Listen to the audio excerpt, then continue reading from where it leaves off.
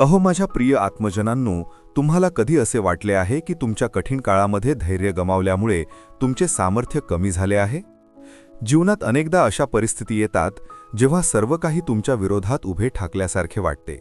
अशावेळी तुमच्या मनाची स्थिरता आणि सकारात्मक दृष्टी टिकवून ठेवणे अत्यंत महत्त्वाचे असते. धैर्य आपल्याला मानसिक शांती प्रदान करते आणि प्रत्येक संकटातून बाहेर पडण्याची शक्ती देते. हे तुम्हाला हा दृढ विश्वास देते की प्रत्येक अंधाऱ्या रात्रीनंतर सुवर्ण पहाट नक्कीच उगवते. आपण हे विसरू नका की या जगात माझ्या परमेश्वराच्या इच्छेशिवाय पानाचे एक छोटेसे पानही हलत नाही. तुम्ही खरोखरच खूप भाग्यवान आहात, कारण तुम्हीच माझ्या प्रेरणेने श्रीमद भगवद्गीतेतील या बहुमोल विचारांना ऐकण्याचा निर्णय घेतला आहे. माझा हा दृढ विश्वास आहे की हा व्हिडिओ शेवटपर्यंत शांत मनाने ऐकल्यावर तुमच्या विचारांमध्ये आणि जीवनात खूप मोठे आणि सकारात्मक बदल होणार आहेत. जो कोणी श्रीमद भगवद्गीतेच्या आश्रयाला येतो आणि माझ्या वचनांना आपल्या जीवनात अंगीकारतो, तो आपल्या सर्व दुःखांपासून आणि कष्टांपासून मुक्त होऊन जीवनात खरे यश आणि परमानंद प्राप्त करतो. माझ्या प्रिय मित्रांनो, तुम्हाला जीवनात जे काही हवे आहे किंवा तुम्हाला ज्या समस्यांचा सामना करावा लागत आहे, तुम्ही फक्त श्रीमद भगवद्गीतेतील ही 60 अनमोल वचने शांतपणे ऐका आणि समजून घ्या. मी तुम्हाला आश्वासन देतो, तुमची प्रत्येक इच्छा पूर्ण होईल, प्रत्येक अडचण दूर होईल आणि तुमचे प्रत्येक दुःख नष्ट होईल. म्हणूनच आज आम्ही तुमच्यासाठी भगवान श्रीकृष्णांनी दिलेले 60 अनमोल वचने घेऊन आलो आहोत, जे तुमच्या वर्तमान आणि भविष्यातील सर्व दुःखांचे आणि संकटांचे निवारण करण्यास तुम्हाला मदत करतील. गीतेचे हे ज्ञान अमृताने भरलेले आहे, जे मनुष्याच्या निस्तेज झालेल्या मनात आणि जीवनात एका नवीन आत्मिक ऊर्जेचा संचार करते. मी तुम्हाला पूर्ण खात्री देतो की जो कोणी ही 60 वचने पूर्ण लक्ष देऊन आणि व्हिडिओच्या शेवटपर्यंत ऐकेल, त्याला आपल्या प्रत्येक समस्येचे समाधान मिळेल. त्याला ते सर्व काही प्राप्त होईल जे तो मिळवू इच्छितो. म्हणूनच या व्हिडिओतील एकही विचार गमावू नका आणि हे संपूर्ण ज्ञान श्रवण करा. चला तर मग सुरू करूयात श्रीमद भगवद्गीतेचे पहिले एक अनमोल वचन. पहिले एक अनमोल वचन. जिथे तुमच्यासाठी प्रेम आणि आदर नाही, तिथे कधीही जाऊ नका. महाभारताचे युद्ध सुरू होण्यापूर्वी मी श्रीकृष्ण पांडवांचा शांती प्रस्ताव घेऊन हस्तिनापूरला गेलो होतो. तेव्हा शकुनीने दुर्योधनाला सांगितले होते की हा कृष्ण खूप मायावी आहे. जर तो आपल्या बाजूने आला तर समजा पांडव हरलेच. तेव्हा त्याची सेवा करा, त्याला आपल्या घरी येण्याचे निमंत्रण द्या, त्याला प्रसन्न करा. मी जेव्हा हस्तिनापूरला पोहोचलो तेव्हा दुर्योधनाने मला त्याच्या घरी येण्याचा आग्रह केला आणि म्हणाला, तुम्ही माझ्या घरीच थांबा, माझा पाहुणचार स्वीकारा आणि माझ्या घरी भोजन करा. तेव्हा मी श्रीकृष्णांनी दुर्योधनाला म्हटले होते की हे दुर्योधना, मनुष्याने कोणाच्याही घरी तेव्हाच भोजन करावे, तेव्हाच जावे जेव्हा एकतर त्या व्यक्तीवर आपले खूप प्रेम असेल किंवा आपल्या जीवनात एखादी खूप मोठी आपत्ती आलेली असेल. माझ्या जीवनात सध्या कोणतीही आपत्ती आलेली नाही आणि तुझे माझ्यावर कोणतेही प्रेम नाही, त्यामुळे तुझ्या घरी मी कधीही येणार नाही. तू मला फक्त आणि फक्त तुझा स्वार्थ साधण्यासाठी बोलावतो आहेस आणि स्वार्थी लोकांच्या घरी कधीही जाऊ नये. यावरून आपल्याला ही शिकवण मिळते की ज्या व्यक्तीच्या मनात तुमच्याबद्दल प्रेम किंवा सन्मान नाही, तिथे तुम्ही कधीही थांबू नये. तुम्हाला फक्त त्याच ठिकाणी राहावे लागेल जिथे तुमचे मोल असेल, तुमचा आदर होईल आणि जिथे तुम्हाला निर्मळ प्रेम मिळेल. दुसरे अनमोल वचन. ज्या नात्यात मर्यादा तुटतात तिथे केवळ सर्वनाशच होतो. तुमच्यापेक्षा कोणी मोठा असो वा लहान, जर त्याने नात्यात आपल्या मर्यादांचे उल्लंघन केले तर ते नाते कधीही टिकू शकत नाही. कोणतेही नाते तेव्हाच टिकते जेव्हा दोन व्यक्ती एकमेकांचा आदर करतात, एकमेकांचे मोल जाणतात आणि आपली सीमा कधीही ओलांडत नाहीत.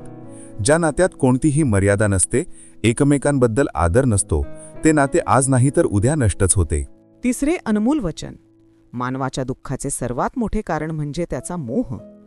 मोहातूनच अज्ञानाचा जन्म होतो आणि जीवनात समस्या सुरू होऊ लागतात. महाभारतात धृतराष्ट्राला दुर्योधनाचा इतका मोह होता की तो आपल्या पुत्राला चुकीची कृत्य करण्यापासून थांबवू शकला नाही. पुत्रमोहामुळे धृतराष्ट्राला धर्म आणि अधर्माचे ज्ञानच राहिले नाही आणि शेवटी सर्व काही नष्ट झाले. मी श्रीकृष्ण अर्जुनाला सांगितले होते की जेव्हा ज्ञानाची गंगा वाहते तेव्हा ती सर्वात आधी मोहाचाच नाश करते. मोहाचा नाश ती यासाठी करते कारण मोह हे अज्ञान आहे. युनानचा सम्राट सिकंदर याला संपूर्ण जग जिंकायचे होते. एके दिवशी एका नागा साधूने सिकंदरला विचारले, तू हे संपूर्ण जग जिंकशील, पण त्यानंतर काय करशील, कारण या व्यतिरिक्त दुसरे कोणतेही जग नाहीये. इतके बोलून संत मोठ्याने हसू लागले. संतांचे बोलणे ऐकून सिकंदरला निराशा वाटू लागली. त्याने विचारले, तुम्ही का हसत आहात? संतांनी उत्तर दिले, तू संपूर्ण जग जिंकूनही निराशाच राहशील, कारण तू जग जिंकण्याच्या मोहाच्या बंधनात अडकला आहेस. तर माझ्याकडे काहीच नसतानाही मी नेहमी आनंदी राहीन, कारण मला कोणत्याही गोष्टीचा मोह नाहीये. सिकंदरने जग जिंकले नव्हते, पण संतांचे बोलणे ऐकल्यावर जग जिंकण्याच्या विचारानेच तो निराश झाला होता, कारण जग जिंकल्यावर दुसरा कोणताही मोह शिल्लक राहणार नव्हता. मोहामुळे जीवनात दुःखच येते. हा मोह घरकुटुंबाचा असू शकतो, यशाचा मोह असू शकतो, सुखसुविधांचा आणि मानसन्मानाचा मोह असू शकतो. जिथे मोह असेल तिथे दुःख येणारच. मोह जेव्हा सफल होतो तेव्हाही दुःख मिळते, आणि जेव्हा असफल होतो तेव्हाही दुःखच मिळते. मी श्रीकृष्ण म्हणतो की जो कोणी मोहाचा त्याग करतो त्याला माझी कृपा प्राप्त होते. मोहरहित व्यक्ती परम आनंद प्राप्त करतो. म्हणूनच तुम्ही मोहाचा त्याग करा आणि जे तुमच्याकडे आहे त्यातच समाधानी राहा. जास्त मिळवण्याचा मोह असेल तर दुःख मिळणे निश्चित आहे. चौथे 4 अनमोल वचन. जो इतरांशी कपट करतो त्याचा अंत खूप वाईट होतो. दुर्योधनाचा मामा शकुनी आणि दुर्योधन यांनी पांडवांशी आयुष्यभर कपट केले. प्रत्येक मार्गावर त्यांना धोका दिला आणि कधीही प्रामाणिकपणे त्यांच्यासोबत वागले नाही. त्याचा परिणाम दुर्योधनाला हा मिळाला की त्याच्या बाजूच्या प्रत्येक मोठा योद्धा कपटानेच मारला गेला, कारण दुर्योधनाने जसे कर्म केले होते त्याला तसेच फळ मिळाले. त्याने आयुष्यभर कपट केले, तर शेवटी त्याचा स्वतःचा मृत्यूही एका कपटानेच झाला. म्हणूनच जर कोणी स्वतःला खूप जास्त हुशार समजत असेल की त्याने दुसऱ्याला धोका दिला, दुसऱ्याला मूर्ख बनवले, तर एक दिवस त्याच्या जीवनातही कोणीतरी असे येईल जे त्यालाच धोका देईल. कारण कर्मे सगळ्यांच्या कृत्यांची आठवण ठेवतात. जो जसे कर्म करतो त्याला तसे फळ नक्कीच मिळते. 5वे पंच अनमोल वचन. लोकांमध्ये आधार शोधणे सोडून द्या. तुमच्या मनाची सर्वात मोठी कमजोरी हीच आहे की तुम्ही इतरांमध्ये आधार शोधता. हीच गोष्ट तुम्हाला दुर्बळ बनवते. हीच गोष्ट तुमचा स्वतःवरील विश्वास नष्ट करते. जे लोक असे विचार करतात की हा माझा आधार आहे, तो कठीण वेळी माझा उपयोगी येईल, तेच लोक संकटाच्या वेळी सर्वात जास्त दुःखी आणि एकटे पडतात. तुम्ही फक्त परमेश्वराला आपला आधार बनवा. बघा, जेव्हा कधीही कोणती अडचण येईल तेव्हा तो कोणत्या ना कोणत्या रूपात येऊन तुमची मदत नक्कीच करेल. जगाला तुमचा आधार बनवू नका. जे स्वतःच आपल्यासाठी आधार शोधत आहेत ते तुमचे आधार कसे बनणार? म्हणून तुमचा आधार जगाला नाही तर परमेश्वराला बनवायला हवा. मी तुमचे ऐकतो की नाही हे तुमच्या श्रद्धेवर, विश्वासाला आणि आस्थेवर अवलंबून असते. 6वे 6 अनमोल वचन. आपल्या मनाला शांत ठेवायला शिका. कारण अशांत मन जीवनात दुःखाशिवाय तुम्हाला दुसरे काहीही देणार नाही, तर एक शांत मन तुम्हाला जीवनात प्रेम आणि आनंदच देईल. दुःख आणि सुख हे शांत आणि अशांत मनाचे परिणाम आहेत. अशांत मन फक्त दुःखाला जन्म देते आणि शांत मन परम आनंदाला जन्म देते. मनात शंकांना कधीही जन्म देऊ नका. या शंका मनात गैरसमजूंचे डोंगर उभे करतात, ज्यामुळे जीवनातील सुखचैन हिरावले जाते. म्हणूनच मी श्रीकृष्ण म्हणतो की मनुष्याने आपल्या मनाला ताब्यात ठेवले पाहिजे. जो कोणी आपल्या मनाला ताब्यात ठेवतो त्याचे मन त्याचा मित्र बनून जाते, आणि जो कोणी आपल्या मनाला वश करू शकत नाही त्याचे मन त्याचा सर्वात मोठा शत्रू बनतो. 7वे अनमोल वचन. जीवनात कधीही स्वतःला कोणाचे गरजू किंवा मोहताज बनवू नका. जोपर्यंत तुम्ही कोणाचे गरजू नसाल तोपर्यंत कोणीही तुम्हाला दुःखी करू शकत नाही, कोणीही तुमचा फायदा उचलू शकत नाही. ज्या व्यक्तीचे तुम्ही गरजू व्हाल ती व्यक्ती तुमचा लाभ घेण्यास सुरुवात करते. ज्या दिवशी तुम्ही तुमचे जीवन कोणाचे गरजू बनवले त्याच दिवसापासून तुम्हाला त्याची गुलामगिरी करावी लागते. इतरांची गोष्ट सोडा. जे लोक आपल्या नोकरांचे किंवा मदतनीसांचे गरजू होतात ते त्यांचे सर्व काही सहन करू लागतात, कारण त्यांना माहीत असते की त्यांचे काम त्या व्यक्तीशिवाय चालणार नाही आणि तुम्ही स्वतः तेवढे काम करू शकणार नाही. दुसरे कोणीही तुम्हाला मिळत नाही. तेव्हा ते लोक तुम्हाला त्रास देणे सुरू करतात.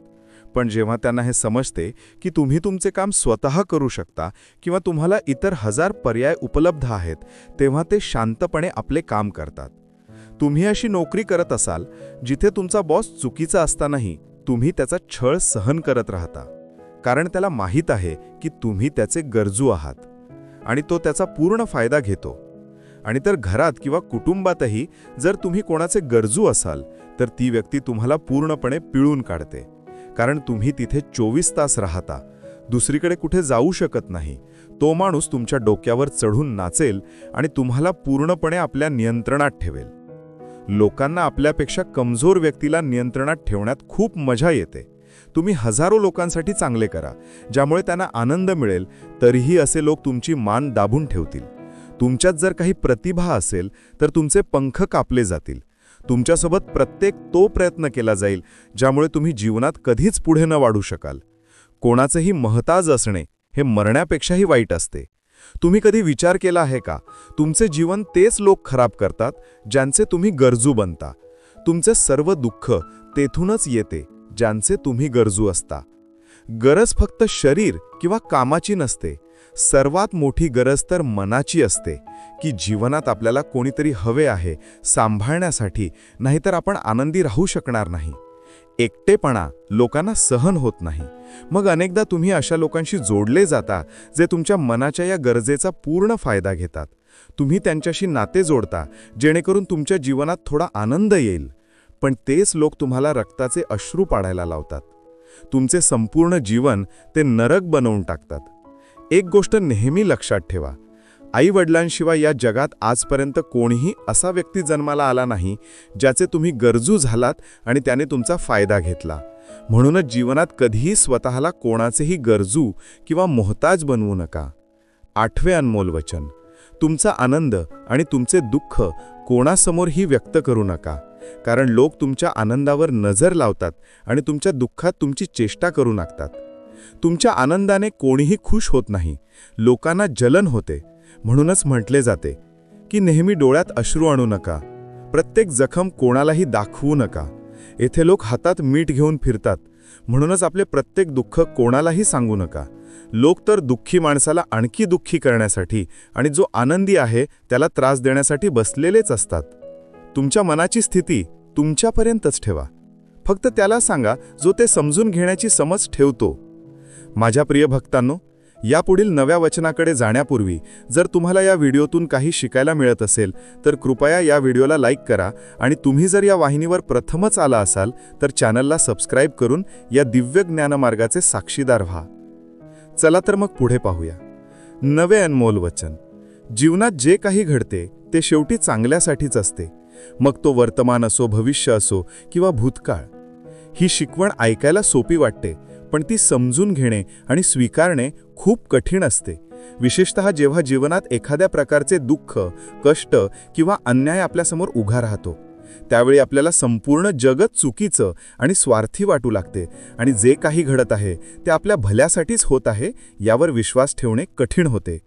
जेव्हा जीवनात आपल्या जवळच्या व्यक्तीकडून आपल्याला दुखावले जाते किंवा आपल्यासोबत काही अनुचित घडते, तेव्हा आपल्याला वाटते की आपले जग तुटले आहे. परंतु सत्य हे आहे की हेच कष्ट आपल्याला आणखी मजबूत आणि पात्र बनवतात. या अडचणी आपल्याला जीवनाच्या सत्याशी परिचित करतात आणि आपल्याला हे दाखवतात की आपला खरा मित्र कोण आहे आणि कोण नाही. ही स्थिती त्या लहान मुलासारखी असते ज्याला त्याची आई कडू औषध पाजते. मुलाला ते औषध अजिबात आवडत नाही, पण ते औषधच त्याचा आजार संपवते. अगदी तसंच जीवनातील कठीण अनुभव आपल्याला विकसित करतात, जरी त्या क्षणी तो अनुभव कडू वाटत असला तरी. वास्तविक पाहता आपण आपल्या समजेनुसार आणि आपल्याला जे दाखवले किंवा सांगितले गेले आहे त्यालाच सत्य मानून जगतो. पण सत्य तोपर्यंत पूर्णपणे समजत नाही जोपर्यंत आपण स्वतः त्या दुःखातून जात नाही.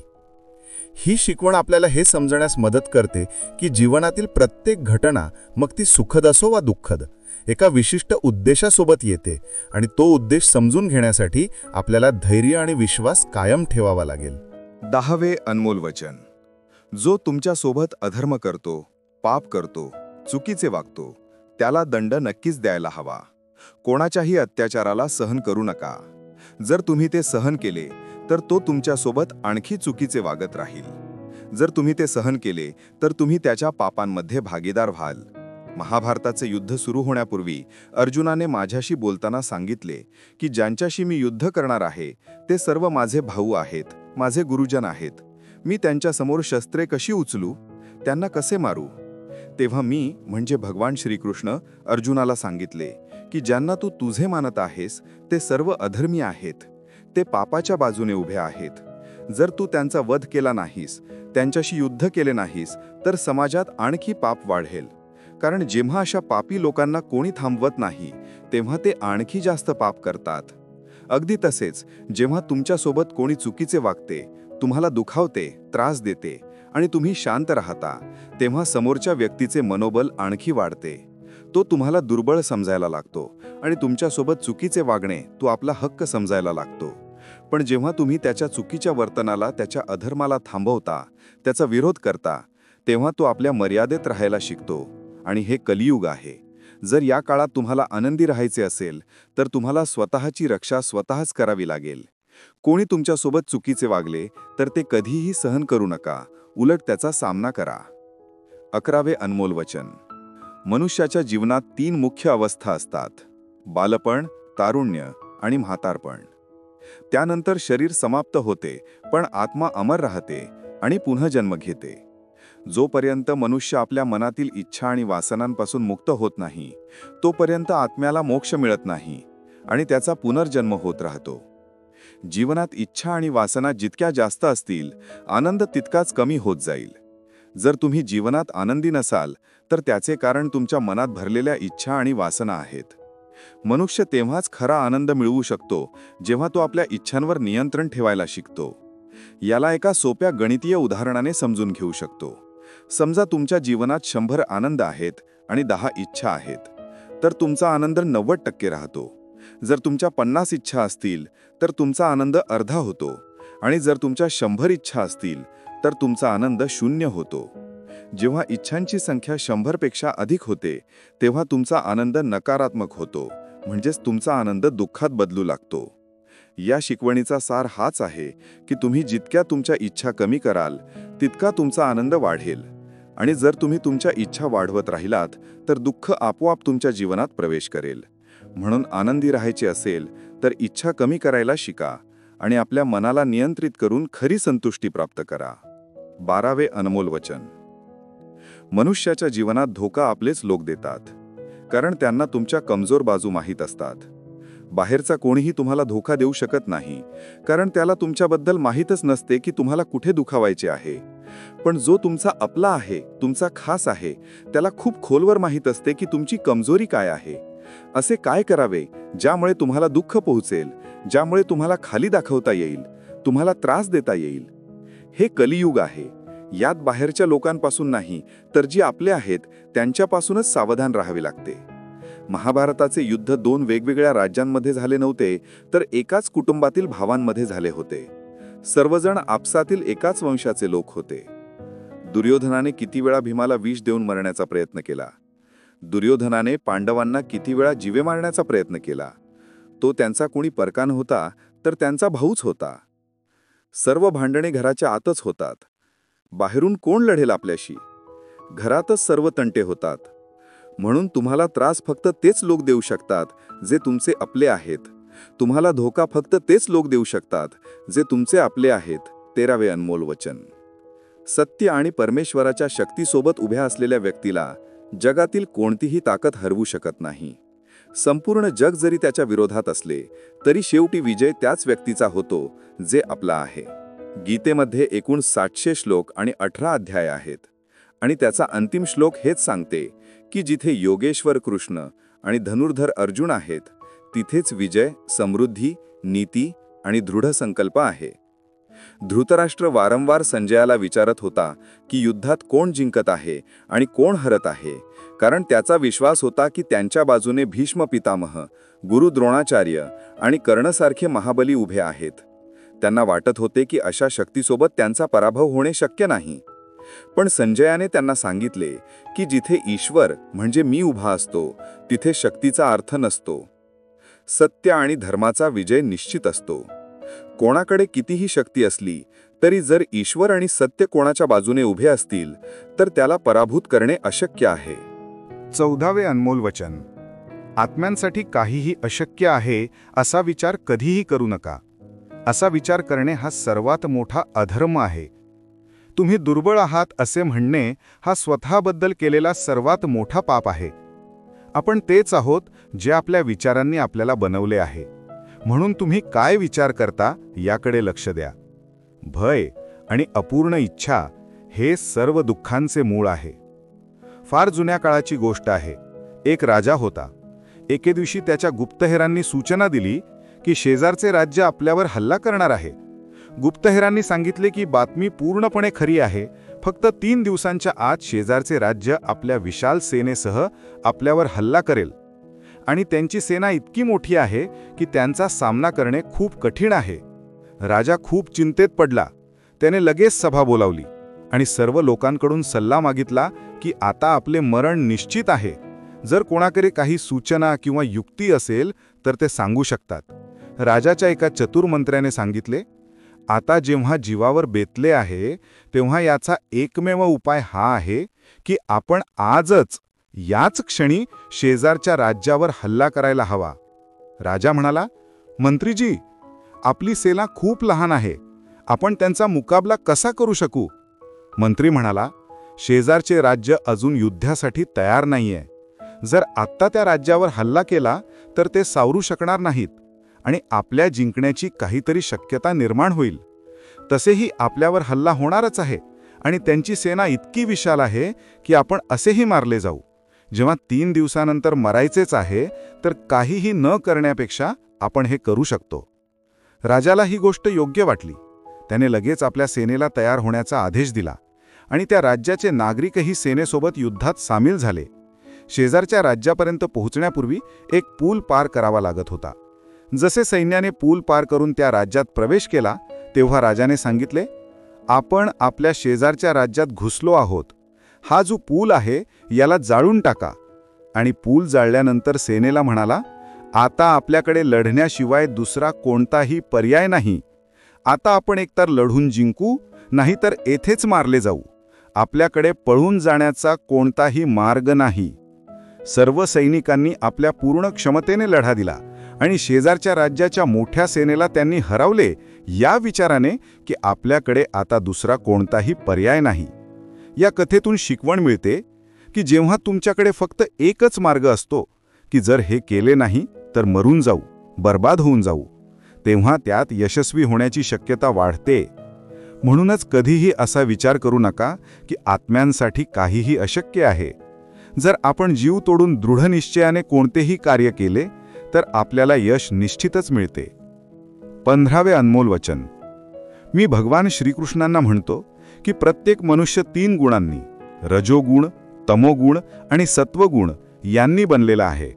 म्हणूनच असा कोणताही व्यक्ती नाही ज्याच्यात फक्त चांगले किंवा फक्त वाईट आहे.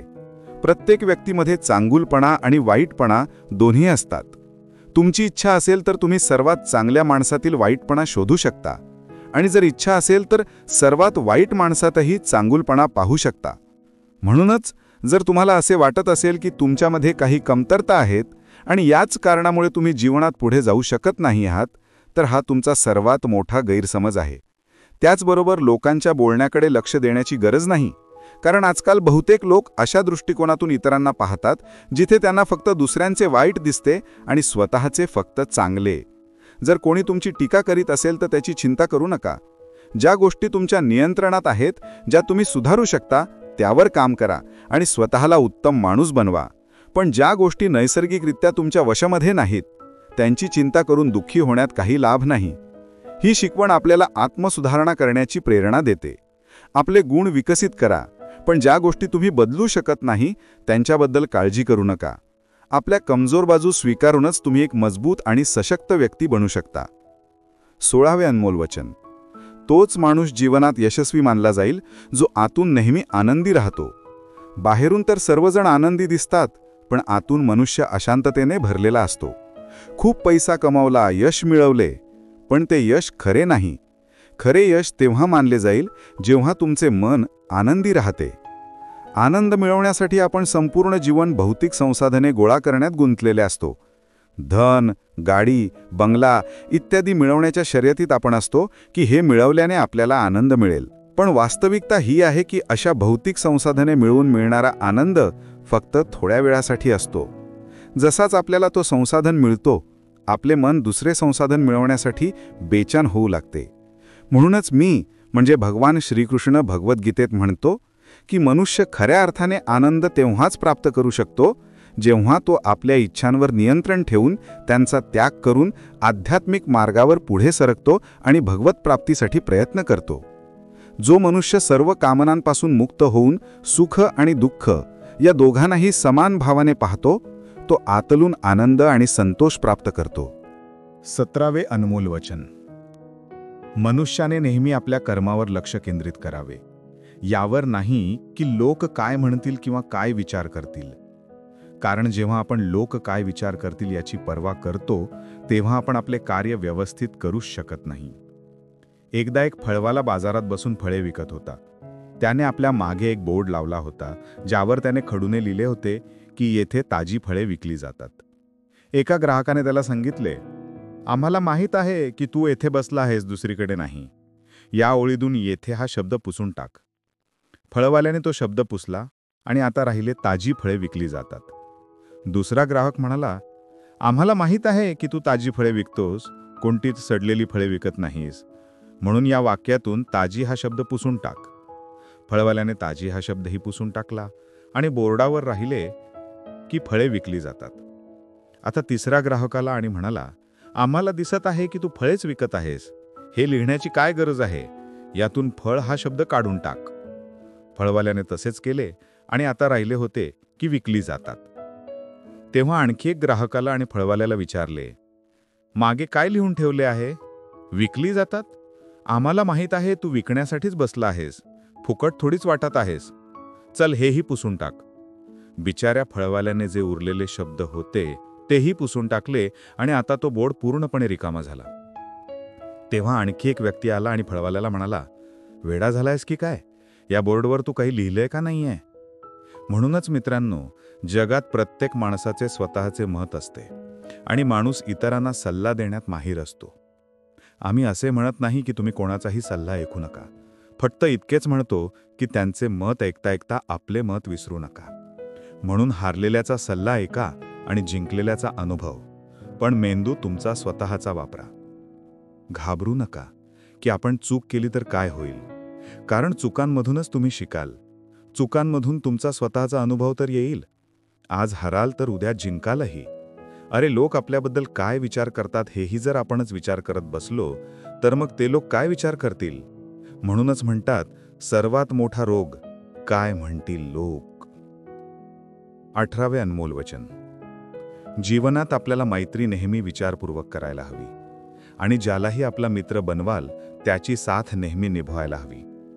महाभारतात असे अनेक मित्र होते ज्यांनी आपल्याच सेनेसोबत विश्वासघात केला. असेही अनेक लोक होते ज्यांनी ऐनवेळी बाजू बदलून कौरवांना किंवा पांडवांना साथ दिली. युयुत्सू याचे उदाहरण आहेत. म्हणूनच म्हणतात की अनेकदा मित्राच्या वेशात शत्रू आपल्यासोबत येतात आणि आपल्याकडून अनेक प्रकारचे गुपिते काढून घेतात. काही मित्र असेही असतात जे दोन्ही बाजूनी असतात, जसे कौरवांना साथ देणारे भीष्म, द्रोण आणि विदुर यांनी शेवटी युद्धात पांडवांनाच साथ दिली. प्रामाणिक आणि बिनशर्त समर्थन देणारे मित्रही तुमचे जीवन बदलू शकतात. पांडवांकडे मी म्हणजे भगवान श्रीकृष्ण होतो, तर कौरवांकडे महान योद्धा कर्ण होता. या दोघांनीही दोन्ही पक्षांना बिनशर्त आपली पूर्ण साथ आणि सहयोग दिला होता. जर कर्णाला कपटाने मारले नसते तर कौरवांचा विजय निश्चित होता. पांडवांनी नेहमी माझ्या बोलण्याकडे लक्ष दिले आणि त्यावर अंमलही केला. पण दुर्योधनाने कर्णाला फक्त एक योद्धा समजून त्याचा पांडवांच्या सेनेविरुद्ध उपयोग केला. जर दुर्योधनाने कर्णाचे बोलणे ऐकले असते आणि घटोत्कचाला मारण्यासाठी कर्णावर दबाव टाकला नसता, तर इंद्राने दिलेले जे अमोघ अस्त्र कर्णाकडे होते त्याने अर्जुन मारला गेला असता आणि कदाचित परिणाम काही वेगळे असू शकले असते. म्हणून मैत्री करण्यासोबतच मैत्री निभावण्यातही प्रामाणिकपणा दाखवायला हवा. 19वे अनमोल वचन. कधीही कोणत्याही गोष्टीचा अतिरेक करू नका. कोणतीही गोष्ट हद्दीपलीकडे करू नये. कोणावर प्रेमही हद्दीपलीकडे करू नका आणि कोणाचा तिरस्कारही हद्दीपलीकडे करू नका. जास्त गोडही खराब होते तर जास्त कडूही खराब होते. जास्त जेवणही तुम्हाला आजारी पाडू शकेल, तर जास्त उपाशी राहणेही तुमचे खूप मोठे नुकसान करेल. म्हणूनच जीवन संतुलनासह जगायला हवे. जसाच तुम्ही संतुलन गमावता तसे तुमच्या जीवनात कोणती ना कोणती छोटी किंवा मोठी दुर्घटना घडते. 20वे अनमोल वचन. मनुष्याला आपल्या कर्मांचे फळ भोगावेच लागते. जे पेरले आहे तेच तुम्हाला कापावे लागेल. जर तुम्ही आईवडिलांची सेवा केली आहे तरच तुमची संतान म्हातारपणात तुमची सेवा करेल, नाहीतर पाणी पाजणाराही जवळ नसेल. म्हणूनच वाईट कर्मांचा त्याग करणे सर्वोत्तम आहे. एक गरीब माणूस मासे पकडत होता. मासे पकडता पकडता त्याने एक ताजी मासोळी पकडली. जवळच एक श्रीमंत माणूसही मासे पकडत होता, पण अनुभव नसल्यामुळे त्याच्या हाती बराच वेळ एकही मासोळी लागली नव्हती. श्रीमंत माणसाने जेव्हा पाहिले की त्या गरीब माणसाने ताजी मासोळी पकडली आहे, तेव्हा त्याच्या मनात लोभ आला आणि त्याने गरीब माणसाच्या हातून मासोळी हिसकावून घेतली. गरीब माणूस म्हणाला, ही मासोळी मी पकडलीय, तुम्ही ती का हिसकावून घेत आहात? श्रीमंत माणसाने आपली शक्ती दाखवत त्या गरीब माणसाला सांगितले, चल जा, दुसरी पकड, ही मासोळी आता माझी आहे. असे म्हणून तो श्रीमंत माणूस तिथून चालू लागला. मासोळी अजूनही जिवंत होती आणि तडफडत होती. त्या मासोळीने श्रीमंत माणसाच्या अनकेत चावा घेतला, ज्यामुळे ती त्याच्या हातातून निसटून पुन्हा पाण्यात पडली. श्रीमंत माणसाच्या अंगठ्याला गहन जखम झाली आणि रक्त वेगाने वाहू लागले. तो धावत धावत डॉक्टरांकडे गेला. डॉक्टरने अंगठ्यावर पट्टी बांधली आणि 3 दिवसांनी येऊन दाखवायला सांगितले. 3 दिवसानंतर तो श्रीमंत माणूस पुन्हा डॉक्टरांकडे पोहोचला आणि आपली जखम दाखवली. जखम बरी होण्याऐवजी आणखी खोल झाली होती. डॉक्टर म्हणाला, आता हा अंगठा कापावा लागेल, जर कापला नाही तर हात खराब होईल. मरता क्या ना करता श्रीमंत माणसाने आपला अंगठा कापून घेतला. डॉक्टरने पुन्हा पट्टी बांधली आणि 3 दिवसांनी येण्यास सांगितले. 3 दिवसानंतर तो माणूस पुन्हा गेला. पट्टी काढली गेली तर जखम सडू लागली होती. डॉक्टरने सांगितले, तुमची जखम सडत आहे, हात मनगटापर्यंत कापावा लागेल, नाहीतर संपूर्ण हात जाईल. श्रीमंत माणूस म्हणाला, कापून टाका, दुसरा कोणताही मार्ग नाहीये. श्रीमंत माणसाचे मनगट कापून पट्टी बांधली गेली आणि त्याला 4 दिवसांनी पुन्हा येण्यास सांगितले. 4 दिवसानंतर डॉक्टरने जखम पाहिली तर जखम तशीच होती. डॉक्टरने सांगितले, आता हात कोपऱ्यापर्यंत कापावा लागेल, नाहीतर संपूर्ण बाहू जाईल. श्रीमंत माणसाने तेही कापून घेतले. पट्टी बांधली गेली आणि त्याला 4 दिवसांनी पुन्हा येण्यास सांगितले. 4 दिवसानंतर डॉक्टरने जखम पाहून सांगितले, आता बाहू कापावा लागेल, नाहीतर संपूर्ण शरीर सडून जाईल. आता श्रीमंत माणसाचा संपूर्ण बाहू कापला गेला होता. तेव्हाच त्याच्या एका मित्राने त्याला विचारले की तुझ्याकडून कोणती चूक तर झाली नाही? हे अखेर काय होत आहे? तू नकळत कोणती चूक तर केली नाहीस, ज्यामुळे हे सर्व तुझ्यासोबत घडत आहे? श्रीमंत माणूस म्हणाला, हो, एक चूक तर झालीये. मी एका गरीब माणसाची मासोळी हिसकावून घेतली होती. मेहनत त्याची होती, पण मला ती खायची होती. मित्राने जसे हे ऐकले त्याने त्याला सांगितले, नक्कीच हे त्या मासेवाल्या माणसाच्या शापामुळे होत आहे. तू लवकर जा आणि त्याला शोध, त्याच्यासमोर नाक घास आणि माफी माग. श्रीमंत माणूस धावत गेला आणि त्या गरीब माणसाला शोधले. तो त्याच्या पाया पडला आणि त्याला विचारले, हे तू काय केले? तुला काही तंत्रमंत्राची विद्या येते? तू माझ्यासोबत काय केले? काही शाप दिला, काही बद्दुआ दिली? गरीब माणूस हात जोडून म्हणाला, मी तर काहीच नाही केलं शेठजी. फक्त वर पाहिलं आणि म्हटलं, हे भगवंता, याने मला याची शक्ती दाखवली आहे, तू याला तुझी शक्ती दाखव. मित्रांनो, नेहमी लक्षात ठेवा, वाईट कर्मांचे फळही वाईटच असते. कर्मांचे फळ आपल्याला तसेच शोधून काढते, जसे हरवलेले वासरू शेकडो गायींमध्ये आपल्या आईला शोधून काढते. कर्मफळापासून कोणीही वाचू शकत नाही. 21वे अनमोल वचन. आपण या जगात रिकाम्या हाताने आलो होतो आणि रिकाम्या हातानेच जाऊ. जे काही आज तुमचे आहे ते उद्या दुसऱ्या कोणाचे असेल. म्हणूनच तुम्ही जे काही कर्म कराल ते देवाला समर्पित करा. जीवनातील सर्वात मोठे उपहार म्हणजे आरोग्य आहे. सर्वात मोठे धन म्हणजे समाधान आहे आणि सर्वात खरे नाते इमानदारीने बनते. जर तुम्ही कपट कराल तर एक दिवस ते कपट कोणाकडून तरी तुमच्याकडे परत येईल, आज नाही तर उद्या. जीवन सत्याने जगा, प्रत्येक क्षणाला शांती मिळेल. उपवास केवळ अन्नाचाच नसावा तर लोभ, मत्सर, तिरस्कार, निंदा, क्रोध आणि गलिच्छ विचारांपासूनही उपवास ठेवायला हवा. जर मनाचा संकल्प आणि शरीराचा पराक्रम पूर्णपणे कोणत्याही कामात लावला गेला तर यश निश्चित आहे. भाग्याची वाट पाहण्यापेक्षा कर्मांचे वादळ निर्माण करा, दरवाजे आपोआप उघडतील. क्रोधाच्या अवस्थेत भ्रम उत्पन्न होतो आणि भ्रम बुद्धीचा नाश करतो. जेव्हा बुद्धी नष्ट होते तेव्हा व्यक्तीचं पतन निश्चित आहे. जसे पाणी आपली मर्यादा सोडून विनाशिकारी बनते, तसेच जेव्हा वाणी मर्यादा तोडते तेव्हा सर्वनाश होतो. कोणालाही धोका देणे हे एका प्रकारचे कर्ज आहे, जे कोणत्या ना कोणत्या दिवशी तुम्हाला दुसऱ्या कोणाच्या हातून परत केले जाईल. कलियुगात नेहमी सतर्कता आणि तयारीसह राहायला हवे, कारण ना हवामानावर विश्वास आहे ना माणसांवर. ते कधीही बदलू शकतात. 22वे अनमोल वचन. तुमच्या नातेवाईकच तुमचा सर्वात जास्त मत्सर करतात. तुमच्या यशाने सर्वात जास्त अडचण तुमच्या नातेवाईकांनाच होते. बाहेरच्या लोकांना तुमच्या जीवनात काय होत आहे याने कोणताही फरक पडत नाही, पण जे तुमचे नातेवाईक असतात त्यांची पूर्ण नजर तुमच्या जीवनावर असते. बाहेरून तर त्या हेच म्हणतील की पुढे वाढा, यशस्वी व्हा, जीवनात आनंदी राहा.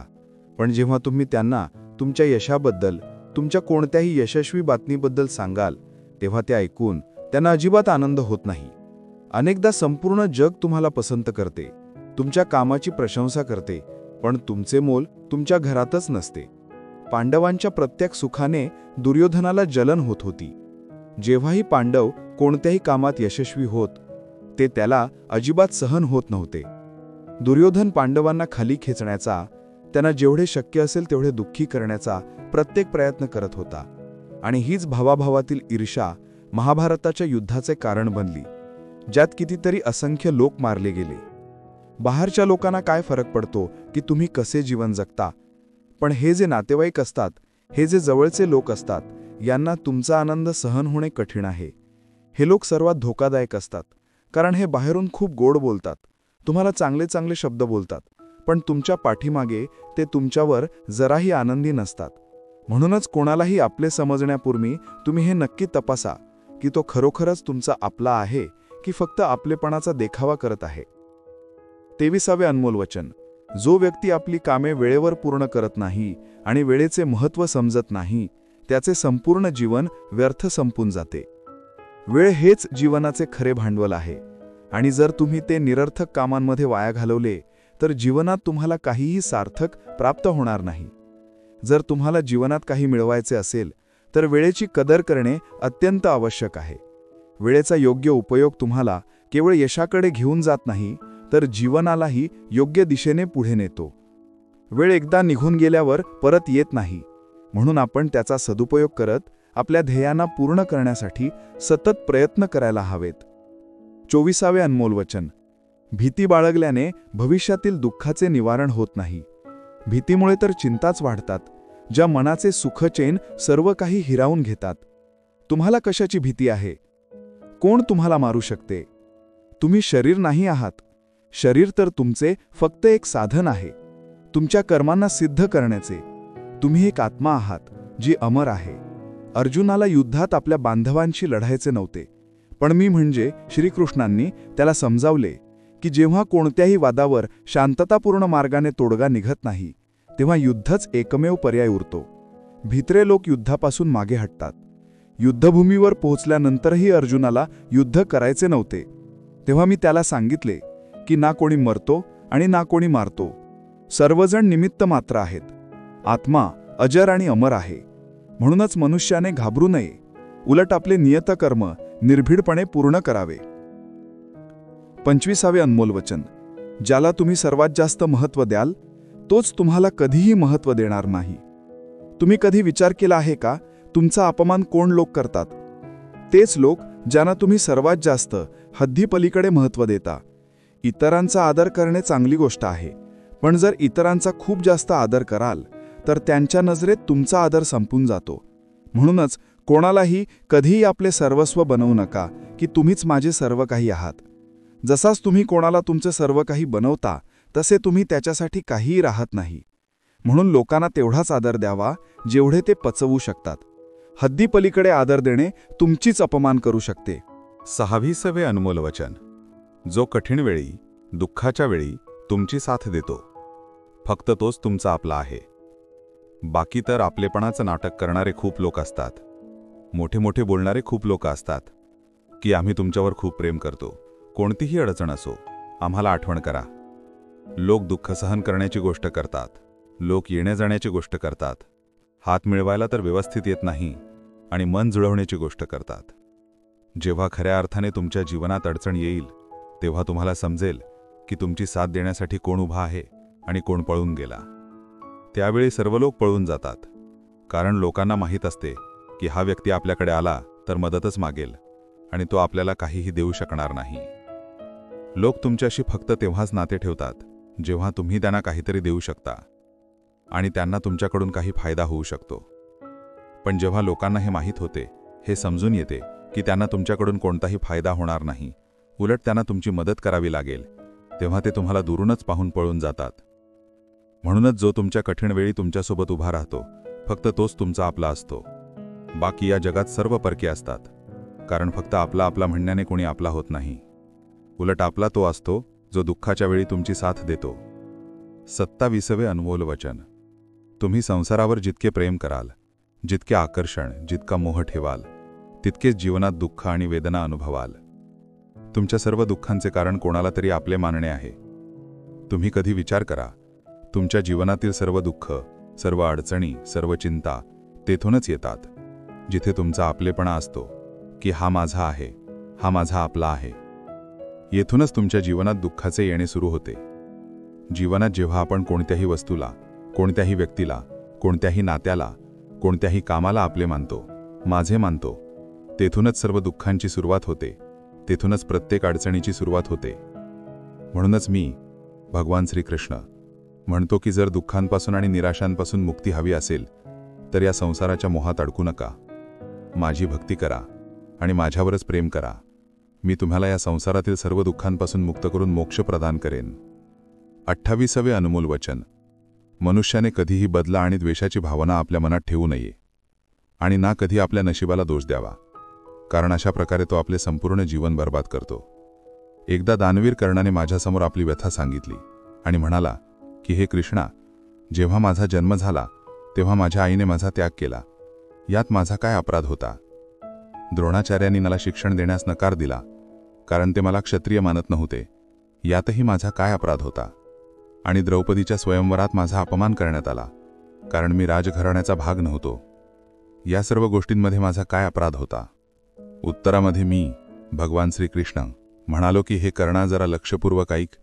जेव्हा माझा जन्म झाला तेव्हा मी कारागृहात होतो आणि माझ्या जन्माबरोबरच माझे मृत्यू माझी वाट पाहत होते. ज्या रात्री माझा जन्म झाला त्या रात्री मला माझ्या आईवडिलांपासून दूर व्हावे लागले. माझे बालपण गरिबी आणि अडचणींमध्ये गेले आणि मला ते प्रत्येक काम करावे लागले जे एका गरीब कुटुंबात करावे लागते.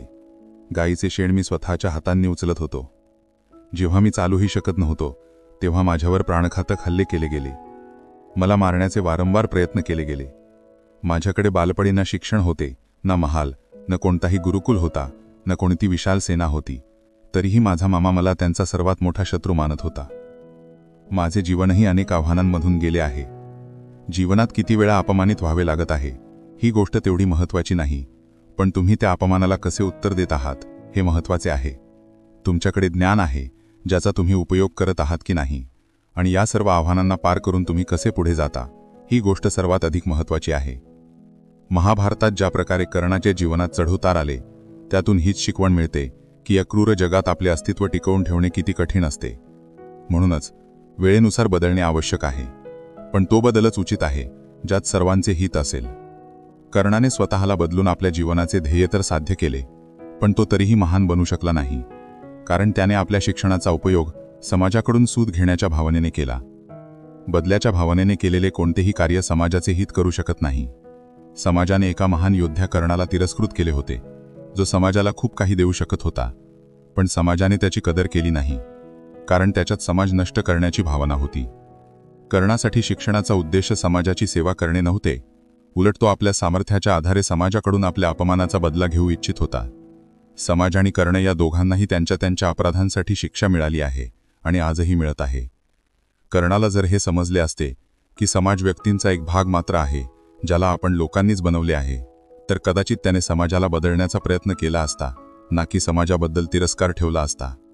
29वे अनमोल वचन. कोणावरही डोळे झाकून विश्वास ठेवू नका. महाभारताच्या कथेत दुर्योधनाने अनेक वेळा षड्यंत्र रचून पांडवांना मारण्याचा प्रयत्न केला. त्यांना जाळून मारण्याचा प्रयत्नही केला. धर्ममार्गावर चालणारे पांडव वारंवार त्याच्या चालींमध्ये अडकत राहिले, कारण ते दुर्योधनाला आपला भाऊ आणि सखा समजत होते. ते त्याच्यावर विश्वास ठेवत होते, तर दुर्योधन त्यांच्या मृत्यूची योजना आखत होता. मी, भगवान, नेहमीच त्यांचे रक्षण केले. पण ही शिकवण आपल्याला सांगते की विश्वास ठेवताना डोळे उघडे ठेवणे अत्यंत आवश्यक आहे. केवळ नातेसंबंधांच्या किंवा देखाव्याच्या आधारावर कोणावरही पूर्णपणे विश्वास ठेवणे कधीकधी धोकादायक सिद्ध होऊ शकते.